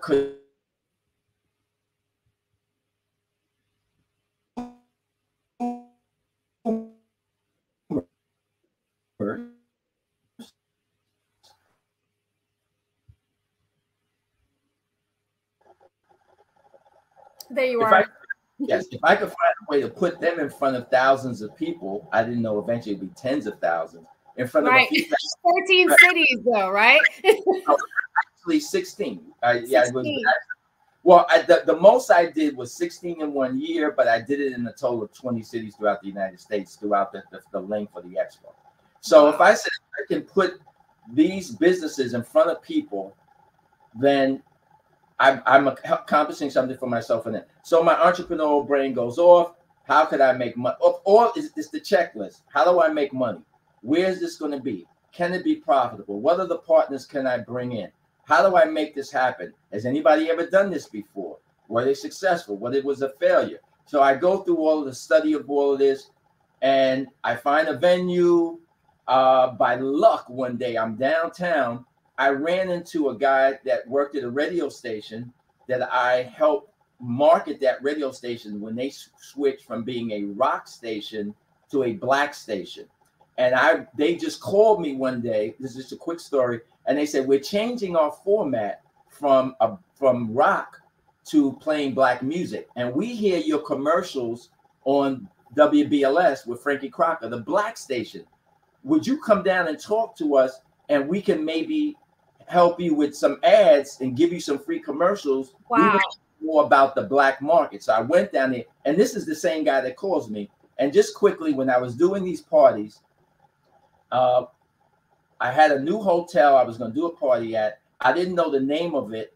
I said, in marketing, I can't just say I'm doing a party at a hotel ballroom. Right. I can name the ballroom something. I named it the Sesame. And the program director comes in. It's going to be the first party. And he says, that's a great idea. He said, you know, Kool and the Gang has this new record. And it starts out Open Sesame. Wow. We'll create a commercial. And at the beginning of the commercial, since you're going to open this new club in the hotel, and it'll say Open Sesame. So now the commercial comes on. Jerry Productions presents the new club in Times Square, New York City. the Sesame, and then the Cool in the Game record came on. Why, 2 or 3 days later, I'm walking around campus. Everybody's running up to me. Oh, I heard this commercial on the radio. So that helped me create the relationship with my first radio station I work with. Anyway, this is years later. I bump into this guy on the street, the same guy. And I says, wow, it's funny I would bump into you. I had this idea about doing this expo thing to help Black businesses and blah, blah, blah. And here's my idea. And the same way I helped him, he says, I like that idea. Come down to the station tomorrow. We got a new general manager. Why don't you pitch him on your idea and let's do it? I go to the station. I pitch the general manager. This is a year before the first expo. And he says, we're behind you 100%. We'll blow this thing out in New York City. We'll go all over the radio. And that was the first expo. Now, that was in 1988, but we didn't do the event in 1989. And it was a huge success. And once again, the pitfalls the night before are, I sold all the booth space out, but I don't know if people are going to come because people in New York City, they didn't know anything about no Black Expo, but I got a big audience to draw from. And I wake up that April morning, it's April 11th, and I look out of my window and it's snowing in April. Wow. And I was like, oh no, of all days, it's going to be a failure. It's snowing in April. Nobody's going to come now. So I go down to the venue. Luckily, by, I would say, 10, 11 o'clock, it stopped snowing, so it was a dust day. But still, the snow in April is bad. But people came out, and that Sunday was sunny, it was beautiful, and it was jam-packed. And I had the same experience with the expo that I did with parties. At the end of the expo, the exhibitors were coming up to me. Oh, this is great. When is it next year? Oh, well, I heard about this expo. I'm from Philadelphia. You need to bring this to Philadelphia. Oh, you know, I called my cousin on the phone and he has a business in Atlanta. And I was telling him about this thing. You should do this in Atlanta. So all of that inspired me. And of course, the way my brain worked, I would say within 48 hours after I rested, I was like, I could actually do this in other places. And 2 weeks later, I was on a plane to Atlanta to meet with some people I knew there to plan on taking it to Atlanta. One of the people who worked at the radio station at the time in New York, who was the promotions guy, he was recruited to go to a station in Philadelphia. So he called me and said, hey, I'm not at KISS anymore. I'm at Power 99 in Philadelphia. I want to set up a meeting for you to come down here to set it up. Then I knew some people at DC, and they said, oh, man, I heard that you did this expo in New York. I know the guy that just bought the radio station here in DC, and he's actually from New York. I can set up a meeting with him if you want to come down to DC. And so that's how I went from one city to 4 in 1990. So the second year I did New York, Philadelphia, Washington, and Atlanta. Wow. I'm mindful of the time, and I don't want us to get kicked off before I ask you this question. So we have a lot of entrepreneurs and small, medium business, large business. We have a lot of folks who are watching and definitely learning. I think this is a masterclass in just being a business owner and kind of following your vision and executing on it. And I wonder if you had any encouragement for those who are maybe they're new to business. But just any encouragement or motivation or a word of advice that you'd be willing to share with us. Sure. Well, in terms of, advice and motivation, first of all, you could read a book, but there's nothing like experience. There's nothing like taking the dare. So if you want to do something as an entrepreneur, I would say, number one, get your feet wet, but do it on a small scale. Have a backup plan, and just go for it. If you make a mistake, it's okay. People learn by their mistakes, and there's nothing wrong with falling down as long as you get back up.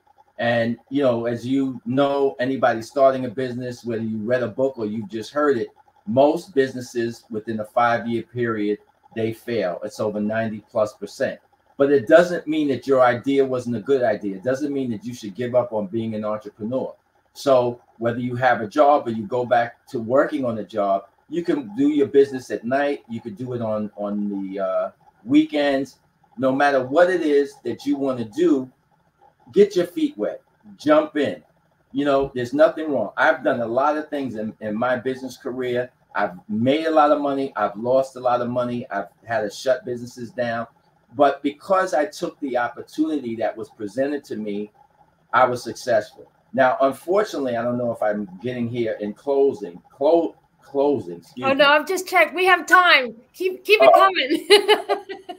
So, you know, I went from doing parties, promotions, Black Expo. I had one of the first Black credit card companies, the Black Expo credit card with Key Bank. I had my own decorating company where I was doing my own shows and did a few other shows at convention centers for some other organizations. I was involved in the apparel business, doing uniforms for schools. I did, as you mentioned, some marketing for PBS. Well, actually, it was Tony Brown's Journal TV show. So Tony Brown did the expo for me around the country. He was one of my speakers, along with Dick Gregory and many other people. And oddly enough, during my peak years at Black Expo, I could not help him directly because though Black Expo was originally sponsored by Pepsi, I switched to Coca-Cola. And Tony's Brown's Journal was sponsored by Pepsi. Yeah. So he could do the expo, we could be friends, but we kind of couldn't do business together. But eventually, he did ask me to help him once his relationship with Pepsi was winding down. And I was able to successfully keep his show on the air and take him from having just one underwriter, which was Pepsi, to having ONDCP, which is the National Office of Drug Control Policy out of the White House, as an underwriter, Walmart, Toyota, and get him 3 sponsors of his TV show, which helped him upgrade Tony Brown's Journal TV show and keep his show on the air for a very long period of time. So I'm very proud of that. Now, the other thing I just want to mention, which is key to entrepreneurism, and I'm not going to say that these are failures, but these were shortcomings that I had of myself. And I did talk earlier about what I know now as opposed to what I wish I would have known 30 years ago, 25 years ago. And these are missed opportunities. Okay. Being in the seat at Black Expo, fortunately, but yet unfortunately, there were opportunities that came my way that I should have taken advantage of. But of course, I'm trying to run Expo in all these different cities. I had my office, I moved to Atlanta. I had my office there 4 blocks from Coca-Cola. I still had an office in New York where I started my decorating company. I had a warehouse and an office there. So I had a lot going on. I had a lot of employees. I'm producing 16 events at the same time, trying to get my credit card company off of the ground. I told you I started my decorating company. Then I started doing festivals in the Bahamas. So I'm doing events in another country. Wow. Oh, and for example, my first event in the Bahamas, I'm going to tell you what my lineup was. Imagine doing a show like this. I had Frankie Beverly and Mays, Cool in the Game, the Ohio Players, Bobby Humphrey, wow, Kurt Franklin, Steve Harvey is the host, along with Jonathan Butler and I'm forgetting her name. There was one other artist that I had. So I'm doing things like that on a big scale as well. And then I'm involved with Kurt Franklin because I launched his career. There's a lot of other things that I was doing, helping people and helping other entrepreneurs be successful. But as an example, an opportunity came to me to buy, I don't know if you remember a magazine called Emerge magazine. I do, yes. Yes. So Emerge was started by a Black entrepreneur and his partner at the time that was a wealthy doctor. And they weren't being successful. They weren't making money. A guy who ended up being my sales manager worked for Emerge. So Bob Johnson from BET, when Emerge is not making money, they're running out of money. Time Warner gets involved for a minute, but Time Warner is losing money. So Bob Johnson buys it. And when he buys it, he's going to move the magazine to DC. So this individual who is my friend, he was exhibiting at Black Expo. He says, I'm not going to move to no DC, you know, because I live, So I said, well, come work for me. Bob Johnson buys the magazine, but after a year and a half, he's focused on BET. I get a call one day. They sent me a spec. They said, would you like to buy Emerge magazine? So I said, okay, send me the information. Now I got the information, but the timing was bad because I was getting ready to move to Atlanta with my business. I had the package. I'm looking over the financials, and I called this investment bank at the time, and I said, well, I'm a little interested, and what's making it inspire me to maybe do this is because the guy who works for me was doing sales for Emerge magazine. So I think I could make this work. But they wanted $600,000 for the magazine. This is in 1992, early 1993. And I said, well, it's a little bit too much. And they said, don't worry about the money. We'll get the financing for you. But the guy who was my friend, who was the sales manager for me at the time, who before had worked at Emerge, says, oh, don't do it. We got to focus on moving to Atlanta and then this magazine. And I don't know. And I don't want to do magazine stuff anymore. And I let him talk me out of it. Oh.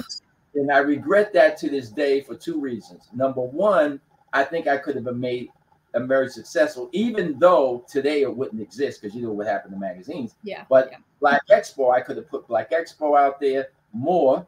I could have marketed Emerge magazine at my expos. I could have signed up subscribers at my expos. I could have brought in some of my expo sponsors as new advertisers, and I could have probably made it profitable and made a different imprint for what I was doing at that time. But more importantly, I would have established relationship with investment bankers once I saw that I could turn this magazine around, make it profitable, make it more of a household name with the experience that I had in marketing and promotion, and I would have created relationships with them. So Jerry, what are some of the other companies that came out of Expo? And I heard like all those names of careers that you started and folks that you helped. I hope everybody's heard it like I heard it. All the names that have been dropped of really very, very successful leaders, all in their own right. But what are some of the other companies that we might be familiar with that came out of the Expo? Sure, everybody knows Damon John now from Shark Tank. Damon first exhibited with us in one of the first exposures to FUBU.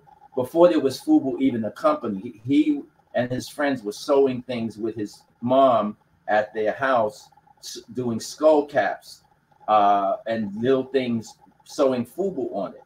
And they came to our show in Atlanta, and they made up some things and they sold them. Though they were from Queens, they knew about the New York Expo, so they traveled to Atlanta.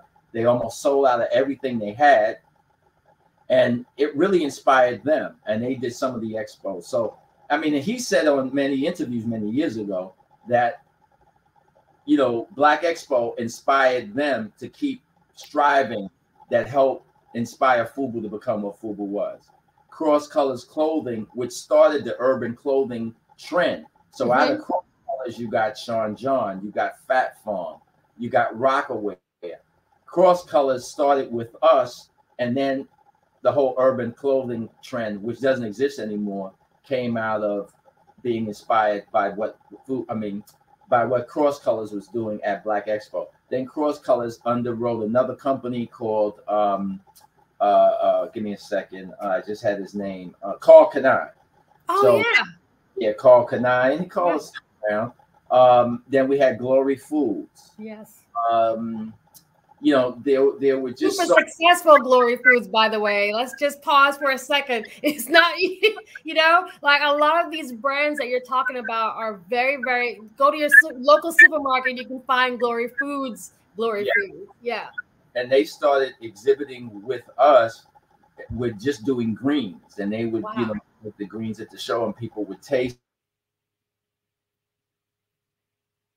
etc.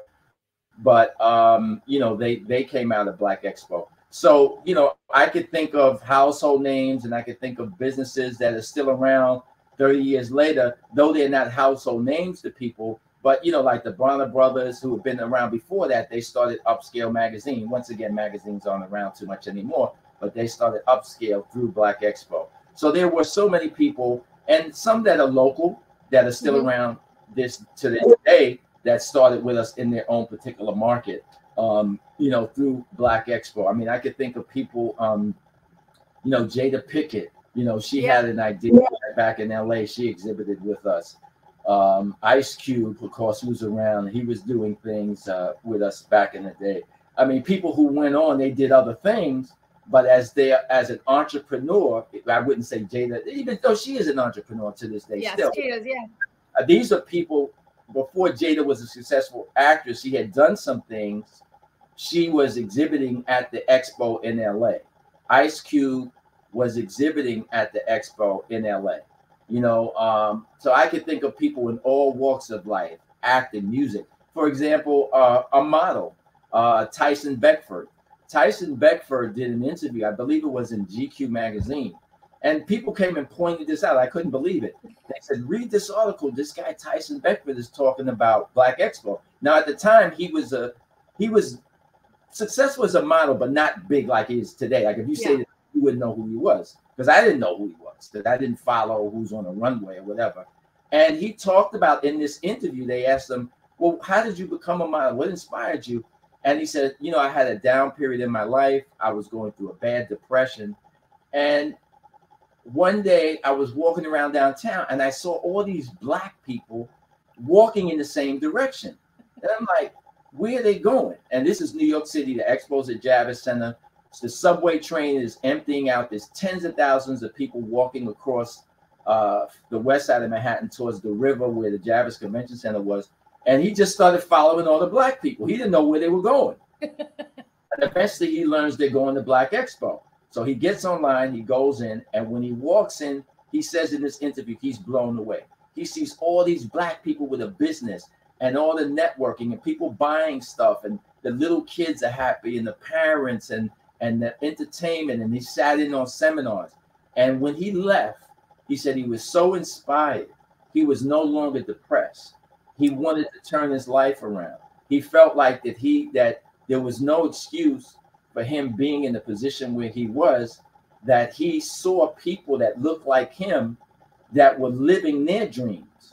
Wow. And that made him go out and work to become a successful model. So when I read that article, I was like, wow, I'm really having an impact with people, and it would inspire me, you know, because though people, it's one thing somebody comes up and says, oh, thank you, business doing good. But when you read something in print, especially in a white publication, that, and of course, as we know, Tyson Beckford went on to be one of the most successful Black male models. I would say, point blank, the most successful Black male model in the history of modeling. And when you look at what he's done with Polo Ralph Lauren, which he still models He's for. still modeling, he's still active. And he knocked that door open. If any of you, and I wear a lot of Ralph Lauren clothing, I really support Ralph Lauren because he's done a lot for our community. Matter of fact, I first started having prostate exams in Harlem with a center that he established in Harlem for Black men, which he funded because there's a lack of Black men. So we don't get prostate cancer. He's done a lot in our community that people do not know about. Can I ask you about the Black So Spirit Group? yeah, and you know, Ralph Lauren. Yeah, can I ask you about Black Spirit Group? Yeah. Can you touch on that? Yeah, well, Black Spirit Group is a new nonprofit. People can go to blackspiritgroup.com and learn about it. And what it is a group of retired businessmen. I'm retired, but I'm a serial entrepreneur. So if something strikes my mind, I may pick up my I wouldn't say briefcase, my laptop, I guess, and try to make something happen. But number one, we want to mentor young entrepreneurs with the limited time that we have. I don't mean just on this earth, but the hours that we may have in a month to give advice, you know, maybe try to show them the pitfalls of things that we did, that they don't repeat those mistakes so that they could be successful, and use the things that are available to them today that we didn't have, as I said before, 20 or 30 years ago. So that's one of the things that Black Spirit Group is about. But more importantly, unfortunately, for this time in our history as Black people and as Black business people, there are more opportunities, but we're under assault. And there has to be something or organization to fight back, push back. So this is what I'm hoping to create the Black Spirit Group to be able to do. One of the things we're trying to do is get Goldman Sachs to create an initiative to help Black men who are in business, the way they created the $10 billion, $100 million initiative for Black women. So we're fighting for equity there and lobbying Goldman Sachs to create something like that.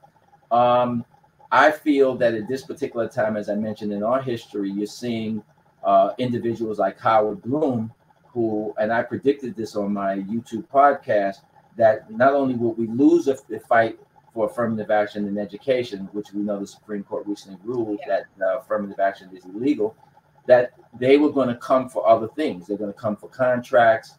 They're going to come for equity when it comes to participation in business or anything else. And we're now seeing that come to fruition. We're just after this ruling, which just took place a few months ago. It's actually less than a little over 90 days. Yeah. We're now seeing that Howard Bloom has sent letters to law firms saying that they need to get rid of any programs, internships or the like that help, whether you're a Black student, they're giving you a fellowship if you're in law school, or they are doing any recruitment, whether it's at an HBCU, or they just, are some way participating, let's say in the Urban League job fair. We know that Stephen Miller, who worked for the former president, has sent out letters to colleges saying, if we see you using any efforts to recruit Black students, we're going to sue you. Yeah. We know that they're already doing. Stephen Miller has gone up against the federal government trying to help Black farmers. Well, the next big wave is going to be anything that the government does, a business does to help a Black business. I'm predicting this. Yeah. Miller's group has went after Kellogg.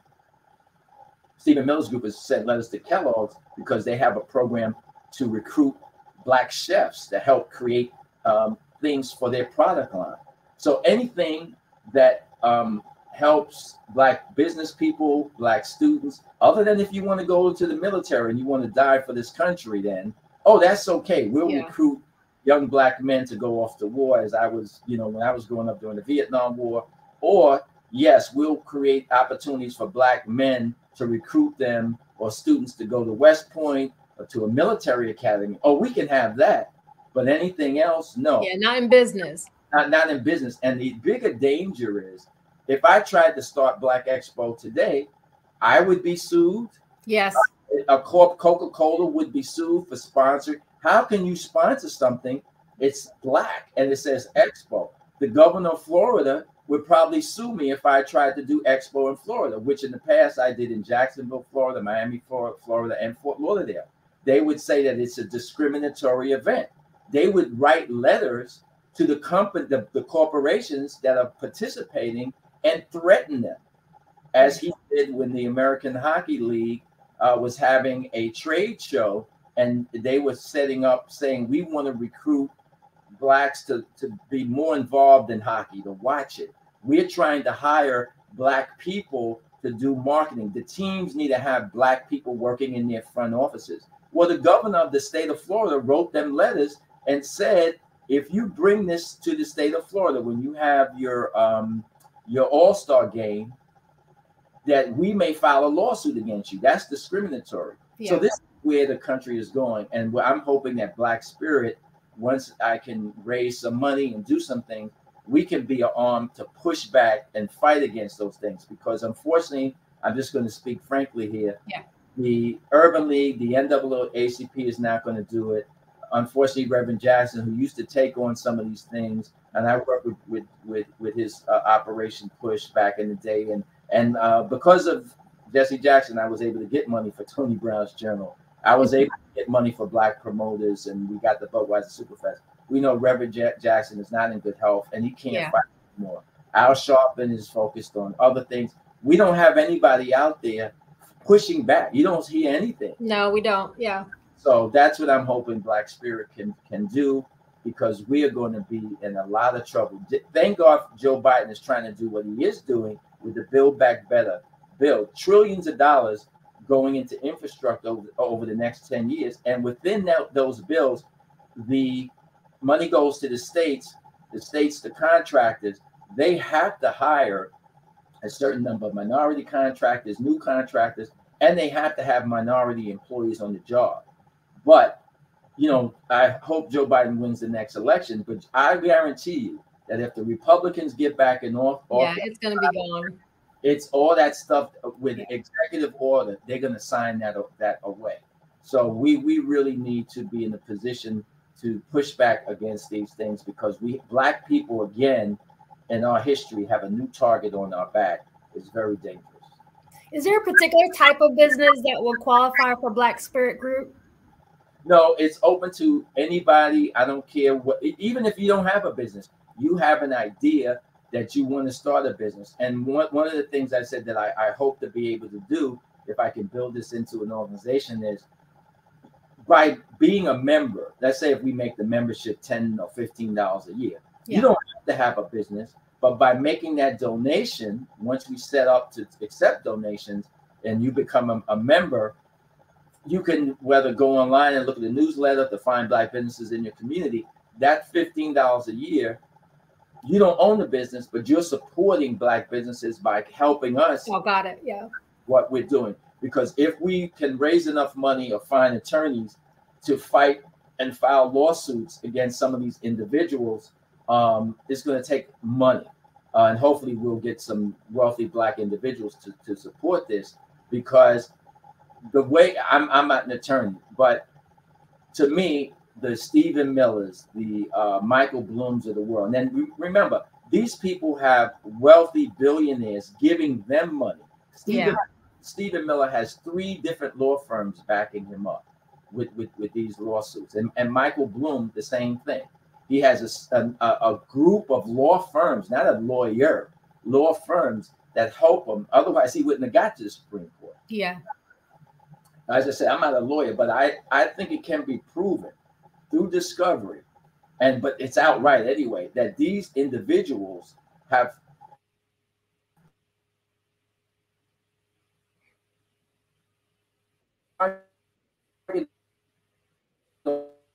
on the back of one group of people. That's us as Black people. The same way they're picking out Asians, and the same way that they are selecting Asians as a model to use against us, we know that they are specifically choosing us based on our race. So that in itself is discrimination. How can you pick a group of people and say, I'm going to tear apart, whether you say it's an advantage or not, everything against them? You're coming after a specific group of people based on color, not a class, not a gender, not a religious group. You're attacking us based on our color.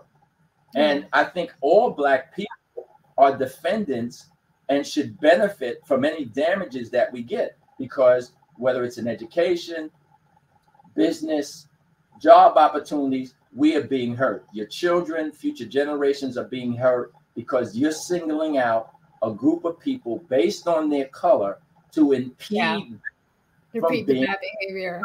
Right. So in other words, I hate to cut in, but we're definitely going to have to bring you back, because like I said, I feel like this has been such an honor, first of all, just to get your perspective on your journey, your history. There are a lot of us who have been impacted one way or the other. As I was thinking about Black Expo, I was one of those people in Philly back in the day who, yeah. So for me, it just came to me like, wow, this is actually that Jerry. So I'm so honored, and we're so grateful for everything that you've done for our communities. We're all benefiting, including the Black Business Network, because like I said, without Black Expo, none of us would be here. So I definitely honor your time and honor your service and everything that you've done for us. And I definitely want to hear more. Y'all, please check out the blackspiritgroup.com site so you can learn more about that program. And with that, I think I'm passing it to Dr. Kelly. But I just want to make sure I gave you a quick Thank you so much for this historical interview and a conversation and sharing everything with us. Yes, Shelly, please, thank you so much. Invite me back, because knowing that you're from Philly, I want to touch on those stories about things I had an opportunity to do that I didn't, that I passed on. Yes. Touch on it. And one of the things I had an opportunity to do, which unfortunately I messed up, was to purchase and buy a WDAS radio station. The owner, Jimmy Jackson, came to me in Atlanta and said I'd be a good steward. He was selling the radio station and offered me a chance to buy it for $20 million. I didn't, and 2 years later, it sold for $60 million. The next year, it sold for $100 million. So you talk about being upset, but that's a whole nother story. I had an opportunity to build a hotel in Miami Beach because the city gave me the property to build the hotel, and that's a whole nother story. But anyway, I would love to share those stories, because absolutely need to hear missed opportunity. I could write a whole chapter in a book about missed opportunities. Absolutely. Well, thank you so much, Jerry. And I think I'm turning over to Dr. Kelly. So we'll just pause here in the show. And everybody, thank you so much for watching. Please go back and watch the replay, because there's a lot of nuggets that were shared here for free. And don't forget to support the scholarship for our students. Thank you, Shelly. You are in the right place at the right time. The Black Business Network opens again for its Black Business Olympics, a 24/7 broadcast on business, strategies, global branding, social media marketing, finance, advertisement, and much, much more. Featuring the top, most powerful entrepreneurs and speakers and thought leaders from all around the world as they gather together for this phenomenal event. Join the Black Business Network streaming live into the metaverse, STEM City USA, Black Multiverse, Pod TV, Roku, Hulu, iHeartRadio, Apple TV, YouTube, TikTok, Instagram, Google Podcasts, Facebook, LinkedIn, IBM TV, Spotify, and Twitch. Tune in today and be a part of this amazing movement. The Black Business Olympics welcomes you. I'd like you to imagine with me, if you will, opening an app where you can collaborate with like-minded individuals from around the world, get inspiration and in-app tools to launch and grow your business, as well as share your knowledge and earn compensation, all in one app. Well, the name of that app is Truso, short for Truly Social. Hi, I'm Matthew Newman, the founder and CEO of Truso. A new concept in social media, Truso is designed from the ground up to be a platform that's both social and empowering for all its users. How exactly do we do that? I'm glad you asked. First, Truso brings the world together via video. Psychologists assert that video provides a significantly more effective connection than audio only. When you enter a community on Truso, you're face-to-face. Second, on Truso, you don't have to have 1 million followers to monetize. Our business model allows all hosts and moderators to monetize, no matter the size of your following, by 1, producing fee-based content, and 2, inviting others to join the platform as subscribers. Even more, Truso has an in-app resource library with over 100 free resources, forms, and documents to help you build your brand and grow your business. Third, Truso is inclusive. The deaf and hard of hearing communities make up 360 million people worldwide. Unlike audio-only apps, Truso embraces this community, providing a networking platform that allows them to participate via video and closed captioning. We even have a deaf and hard of hearing foundation in the works as well. Fourth, Truso is both social and safe. We refer to Truso as a virtual extension of the beauty shop, barbershop, and brainchild of the community. A place where there's laughter, along with wisdom, growth-oriented conversation, and genuine connections in a safe space. Truso even has proprietary security to ensure we maintain a safe environment for everyone. Where are we at now? Truso is live, y'all. We've launched in beta and we're acquiring users daily. We have an incredible development and marketing team, plus amazing celebrity influencers at the table, helping us spread the word around the globe, beginning within the African diaspora and beyond by creating a safe space for growth, connection, and collaboration. We're truly excited about Truso. We've created something special for which there is a global market. And we invite you to embark on this journey with us as a shareholder. The future for Truso is truly bright. Join us and let's go there together.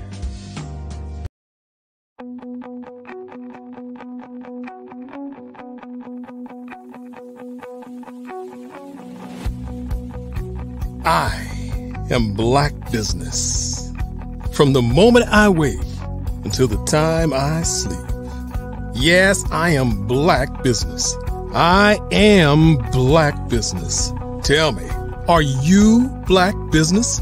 I am Black Business. Do you support Black businesses? Listen, I support Black business because I am Black Business.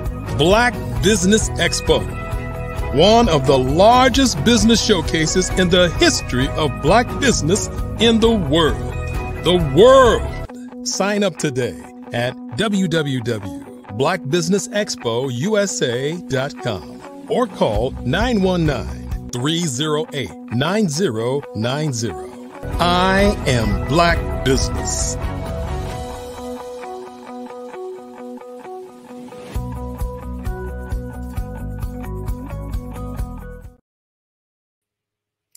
Good morning. Welcome back. All right. So this is Shelly Jeffcoat. I'm also known as Mrs. Pie. I'm CEO of LCM Group. I am your business moderator for this morning on the Black Business Network. The Black Business Network is a 24-hour business network showcasing Black businesses, Black business owners, entrepreneurs, and thought leaders worldwide. We have speakers from here, here in the United States, cities all across the US, London, Singapore, Africa, and Japan. And this is a global community sharing its business knowledge to empower, inspire, and educate businesses about business. Today, we're actually trying to raise money for scholarships. So please make sure that you visit our website so that you can participate in that way as well. And I am really excited to have this conversation. Our next guest is Jackson Crisp. He is from the NFL with the New York Jets. We're going to be talking about providing high-level project management services to elite companies. Jackson's journey has been both diverse and inspiring, and we love that. He's dedicated to impactful causes like Unsilenced Voices and the NFL alumni. Jackson merges experience with empathy in providing high-impact talks. I'm really excited. Today he's going to be sharing his insights on influential speaking. So please help me welcome Jackson Crisp. Hey, Shelly, thank you. How are you? Very good. Very good. Thanks for having me on again. Oh, yeah, I'm so excited. This conversation is, I think this is one of those, again, conversations. Please, if we've got parents watching, make sure you have your kids come back and catch some of this replay, because this is going to help not just business owners, but also a lot of teen entrepreneurs and younger individuals who are trying to come into business. But I definitely want to get some thoughts and ideas, and I have a lot of questions for you. So the first thing I wanted to do is I wanted to understand what you're defining as influential speaking, and how do you describe that speaking style? Like, what would that be for you? For me, it's connected, passionate, and direct with a purpose. Ooh. Right. And so those are all some pretty big words, but that's in terms of generally, that's it. And you have different types of audiences. You have different topics. You have different agendas in terms of who you're speaking with or for. And the one thing that's a common thread through all that's your passion, right? So that's what emotional and passionate connecting with your audience, and you won't go wrong. So over deliver on the passion and connecting with that audience, and everything else will sort of work itself out. So this is really key. You know, so a lot of times I meet, especially entrepreneurs, and they're really passionate, or you know, they've stepped into like the purpose of what they want to do, right? And there's a lot of passion behind it. But in practical methods, you still have to be able to communicate your vision and connect. To your point, you have to connect with your audience, and also connecting with your clients. Quite frankly, some folks have to learn how to connect with investors, right? So you can get the business up and running. So I was thinking about influential speaking and how you frame that out. So again, it's not just business, but when you're thinking about coaching people on influential speaking, do you find that you have to define, like, you know, when and where you use it, and what are some of the conversations that you have with your clients around that? Yeah, so there's what I'm going to forget this right now, but cause, there are different types of speaking. You're motivating, right? Or you're teaching, or you're speaking for a cause, right? So each types of those, whatever your agenda is in terms of what you're speaking on, are going to require different types of things in terms of or different types of incorporations into your speech, and calls to action in terms of what you want your audience to do or feel after that speech. Every time you talk, there should be a reason or a purpose behind that, a call to action. Now, that doesn't mean buy my program, but there should have been a purpose behind what you go out and support such and such, or do this, or so. Every time you speak, I would say that you want to sort of work towards that call to action. And so, if I was working with a client, I would talk to them about: are you trying to motivate? Are you trying to teach? Or are you speaking on a cause? Are some of your main speaking points. So yeah, and each one of those are different in terms of your approach and your call to action again. And what was I going to say? Let's see, hold on. Speaking Oh, it's all right, because I got 500 questions for you. But each one of them has stories, right? You're integrating your own story as you're talking through some of these, and I could talk more about that a little bit later. Yeah. So I want to hit on that point, and I kind of pull that thread a little bit more on storytelling. And so as we're thinking about being speakers and how do we share those stories, and again, connecting back to the audience, and you mentioned those 3 C's. I wanted to find out from you, as you're coaching different leaders, and you're coaching different clients, how do you talk them through presenting a compelling story, as a part of influential speaking? Like, how, what are some of the things that you help individuals with in that particular area? Because I think that's something that we kind of all maybe struggle with a little bit. And to your point, shifting away from just the cold marketing and sales technique into actually speaking in a way that you're influencing a change, or you're influencing ideas, or things like that. So I'd love to get your take on that. And then the other thing that I'd love to hear more about is more about the unsilenced voices that cause that you're supporting, and see if we can get some more information from you on that as well. Okay, can you what was the last part of that? The last part is, I want to know more about unsilenced voices. Yeah, if we can just touch on that. And then before that is the question about storytelling, and how do you pull that in? Because you're so right. Like, a lot of us are either going cold selling, or we're just marketing, but it's not clear about what do you intend to get out of the conversation.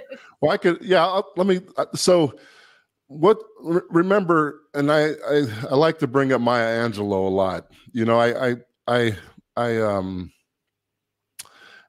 I say her sayings, I sort of cut it shorter sometimes, but it's how you make people feel. Yeah. Right. And that's what storytelling does. We're all not we all experience the same things and all that. And so when you strike into nerves, where someone's feeling something, and you can explain it and bring it into their emotional, get them into an emotional state and start talking about it, that's where you really start connecting. So storytelling is that, right? And then what you want to do is you want to have a point or bring about what you're trying to portray to your audience or educate them on within that story, right? And it's going to stick a lot harder, and the audience will remember that a lot more. So, and that's basically what speaking is that. As we move into this interview more, I'll talk about some more structural type of things in terms of what a beginning speaker can do or what speakers do to sort of do that. But as far as my passion, Unsilenced Voices, Michelle Jewsbury is the founder of that and president. We met at a speaking event, right? Wow. And she told me about her mission. This was several years ago, on how they're trying to, their mission is to eradicate domestic violence and human trafficking, right? Two huge wow. causes. And as I got more into it, I was like, how could I not help with that? How can I help you?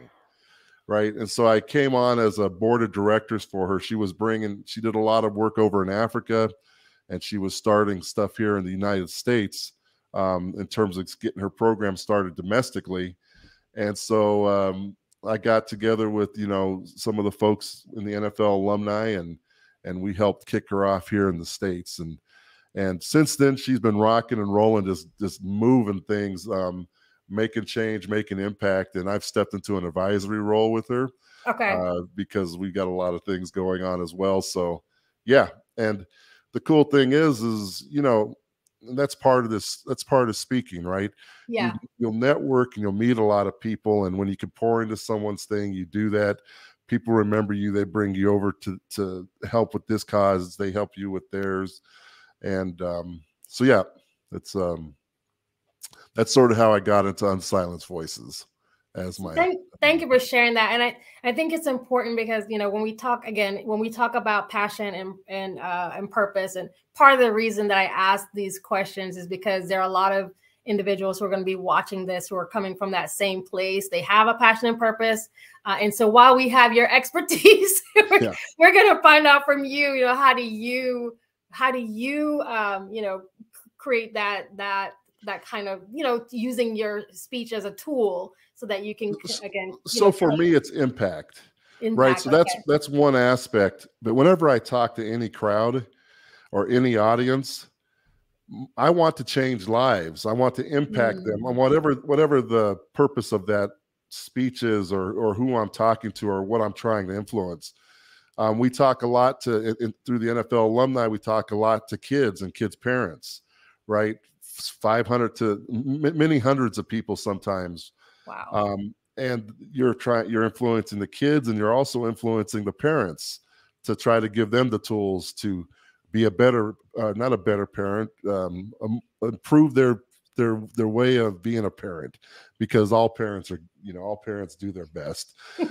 So that's the purpose. Whenever I'm speaking, I want to impact and influence and change lives. And so that's sort of my goal as a speaker, and again with the different mini audiences. And then you can sort of get technical with stuff in terms of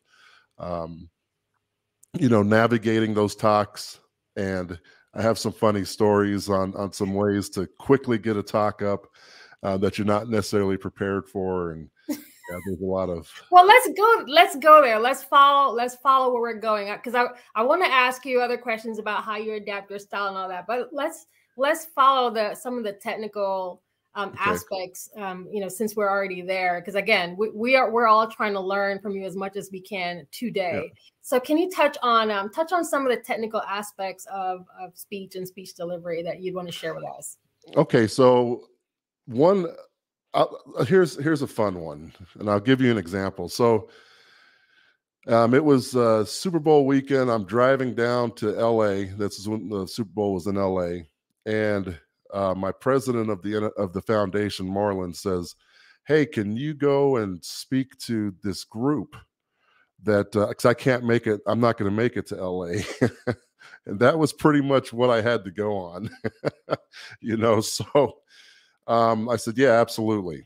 So get to LA, I go to this facility, and the whole time, right as I arrive, I'm trying to understand who my audience is, what I'm speaking on, what their objectives are.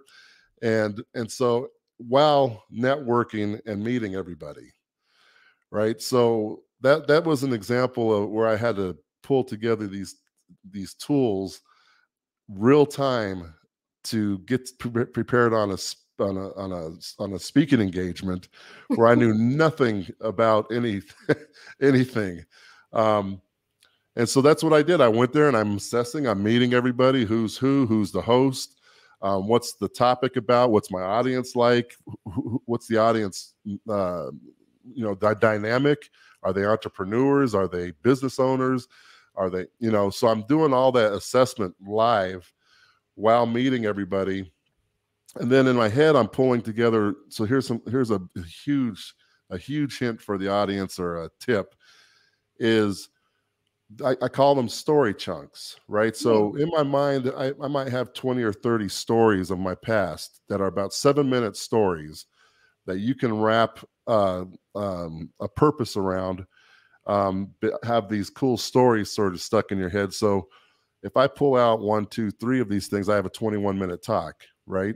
Wow. And now I just put it to, I sort of curb it to this audience in terms of what I'm trying to get from that story. So that's what I did. So I'm just going, okay, here's this, and I'll pull this story, this story, this story, and then here's my points to the story to inspire the audience. And my call to action is, if you want to get in touch with the NFL alumni to work with us, here's how you do that, right? After sort of bringing in these stories. So that's a live example of the power of story chunks. What it allows you to do is, if you have a 7-minute spot, you can just pull a story. Yeah. You have, you're running long, you can pull more stories to fill in an hour, right? To 2 hours. And you just sort of have these things structured in your head, and you just sort of roll through these stories and put them together in terms of fitting what you're talking to about with your audience. And so, yeah, that's, and then you can adjust those stories. So a lot of my a lot of stories are around sports, challenges with businesses and startups and systems and process when things don't go right, how to, I have all these stories. And then you relate it to your audience. Right. So if I'm talking to an audience that's not sports people, everyone understands aspects of these intense things that happen. So I just relate it back to a business owner or a CEO, or these challenges that they have in terms of a story that I might be talking about with football or something like that. That's amazing. I think I'm going to be stealing, borrowing, and leveraging the story chunks idea. And I think, another thing I was thinking that also helps with nerves for folks, maybe because there are a lot of folks who are, they will not step out on the adventure of speaking in public, or they'll just make an excuse. I can't speak in public. But your idea or your strategy of using story chunks is perfect for that. Don't you think? That's absolutely the purpose, because the more you do these things, the more you can embellish, right? So you'll start learning these stories, and you can twist them and grab different parts of them as you get more comfortable with them. Yeah. It just makes you more confident, because you always know you have this bag. Yeah. Right. And so you win a surprise, because something will happen when you're speaking. That's another rule. What, how, and when. So far, this is going good, right? If it's technical, you just don't running long. Something's going to happen. And when you have this bag that you've been crafting and honing in on and getting better with, it's just when it happens, you can quickly adjust, like that drive down, right? Yeah. Like, well, I didn't freak out about who is, I was just like, because this bag was there. So it just sort of makes you confident. Get there, assess, learn your audience, and then pull these things out of your bag and roll with it. And so, yeah. Do you have advice? And so part of speaking is also watching the time. So I'm watching it. We have about 6 minutes and I've got 30 questions. Okay, that's okay. I'm just kidding. So do you have advice? So again, so the one of the best things, if there's a good thing that came out of the last few years, is that we've all gotten used to being on Zoom or StreamYard or being visual and interviewing in this particular way. Do you have advice when folks are doing it in this format where you're speaking on video versus when you're in person? Is there any tips that you could share? Yeah, I actually like live audiences a lot better. Yeah. But I also like this format where it's an interview, because I need stimulus, right? Yes. There's some people that can, and one of the big secrets is, because right now I'm trying to talk to my audience here, right? Yeah. And I'm talking to you on my screen here, right? So you want to bring in your audience as well as talk to the interviewer. But then when there's a point where you're talking to the audience, and something that helps with the camera things, I still get used to this, is smile. Yes. The camera, right? Yeah. Let your personality be portrayed through it. And then also think of the camera as an audience. Like it actually helps visualize an audience sitting out there, and you're looking at the different people in the audience of who you're sort of speaking to. Yeah. And it takes the camera away in terms of being an isolated deal and sort of turns it into a in your mind, right? Because most of it's visualization, like in sports or anything. And now you relax. And in my case, I'm talking to the audience, right? And so that's a big, not trick your mind, but get your mind to work for you. Right. And that's when you turn that camera into that audience of 1 or 1 million, right? That'll help you speak to the camera, and then and stay conscious of the audience. So now I'm like, wait, make sure I'm looking. Am I looking up? Am I looking down? But that's a great, and then because you kind of fall into a natural, even when you're on stage. Do you find this when you're in person and you're on stage? Are you that person you kind of go straight up to the top? Like, what is your thing for getting ready when you're speaking in person? When you say go right up to the top in terms of into the physicality of the room, are you at a podium, or do you work better from the back? Like, what does that look like for you? Yeah, there's a lot of technical stuff, and when you're talking from one perspective, you're on this side of the stage, or you're talking from the hero's or someone else's perspective, you're on the other side of the stage. Eye contact, watching your ums, and then the other thing is also realizing that the audience doesn't know if you forgot something or made a mistake. So a lot of beginning speakers will forget something or make a mistake, and then they'll say it out loud. They'll speak their mistake out loud, right? And we've all done that. But just remember that they don't know what was next, right? So just take a pause, take a deep breath, get your spot back, right? And then just talk, because sometimes those pauses are very impactful in a speech, right? So they don't know if you're pausing or being thoughtful or being right. And then have your go-tos to sort of give you time to get back on when you do forget something or something slips. Have a statement or something you say that you can say to the audience, like, yes, yes, right? And you're looking around, and then you're giving yourself time to get back on track in your head if you forget something. So yeah. Is there a way that folks can connect with you, or how, if they wanted to, improve their skills, how do people connect with you? So right now I'm starting to take on more speaking gigs for events and corporations and events, corporations and kids, like for schools and stuff like that. And they can reach me at jackson.coach. So it's www.jackson.coach is where anyone can reach me. And there you can exchange contact information with me. You can look at some, I'm getting ready to start a mastermind. And like I said, I'm starting to do more speaking engagements.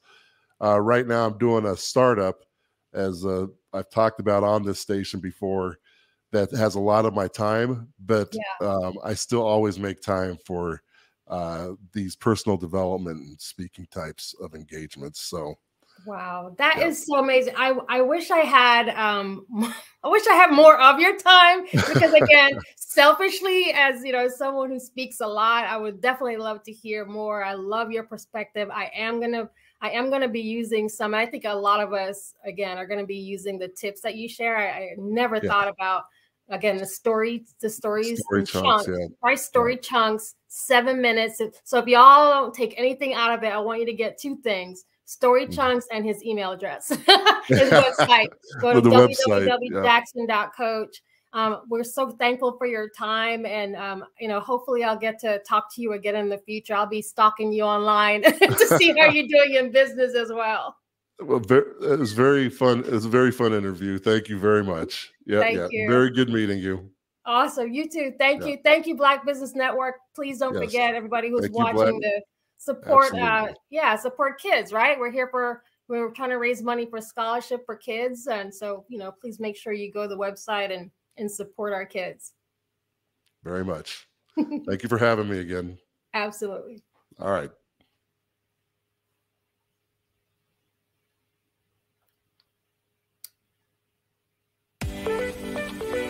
You are in the right place at the right time. The Black Business Network opens again for its Black Business Olympics, a 24/7 broadcast on business, strategies, global branding, social media marketing, finance, advertisement, and much, much more. Featuring the top, most powerful entrepreneurs and speakers and thought leaders from all around the world as they gather together for this phenomenal event. Join the Black Business Network streaming live into the metaverse, STEM City USA, Black Multiverse, Pod TV, Roku, Hulu, iHeartRadio, Apple TV, YouTube, TikTok, Instagram, Google Podcasts, Facebook, LinkedIn, IBM TV, Spotify, and Twitch. Tune in today and be a part of this amazing movement. The Black Business Olympics welcomes you.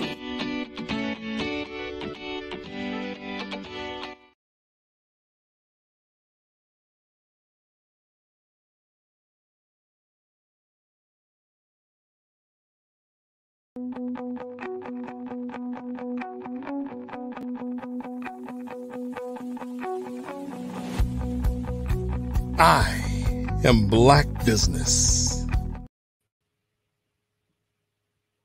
Hi, everyone. So I'm back. I just wanted to leave you with a few things. Genius is coming, and I'll see you on the other side. You know, we don't want to forget why we're here. I want to promote the scholarship. Black Business Expo's mission is to raise funds for high school seniors going to college or K through 12 entrepreneurs. This expo is a fundraiser for students. So please go to blackbusinessexpousa.com and donate to the scholarship fund, or you can use the Cash App that's on the screen below, and it is Cash App BBX USA. Listen, our goal is to give laptops and up to $5,000 to 10 students. And students, you can register online at blackbusinessexpousa.com. Every dollar counts. So we want to remind you to donate to the scholarship fund.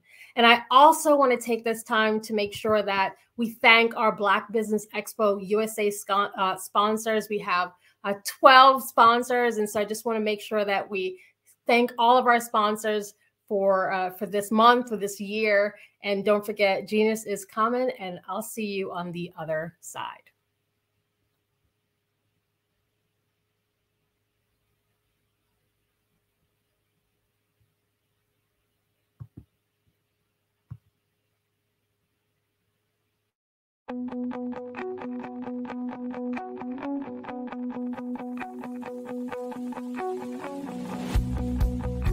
I am Black Business. From the moment I wake until the time I sleep. Yes, I am Black Business. I am Black Business. Tell me, are you Black Business? I am Black Business. Do you support Black businesses? Listen, I support Black business because I am Black Business. Black Business Expo, one of the largest business showcases in the history of Black business in the world. The world. Sign up today at www.blackbusinessexpousa.com or call 919-308-9090. I am Black Business.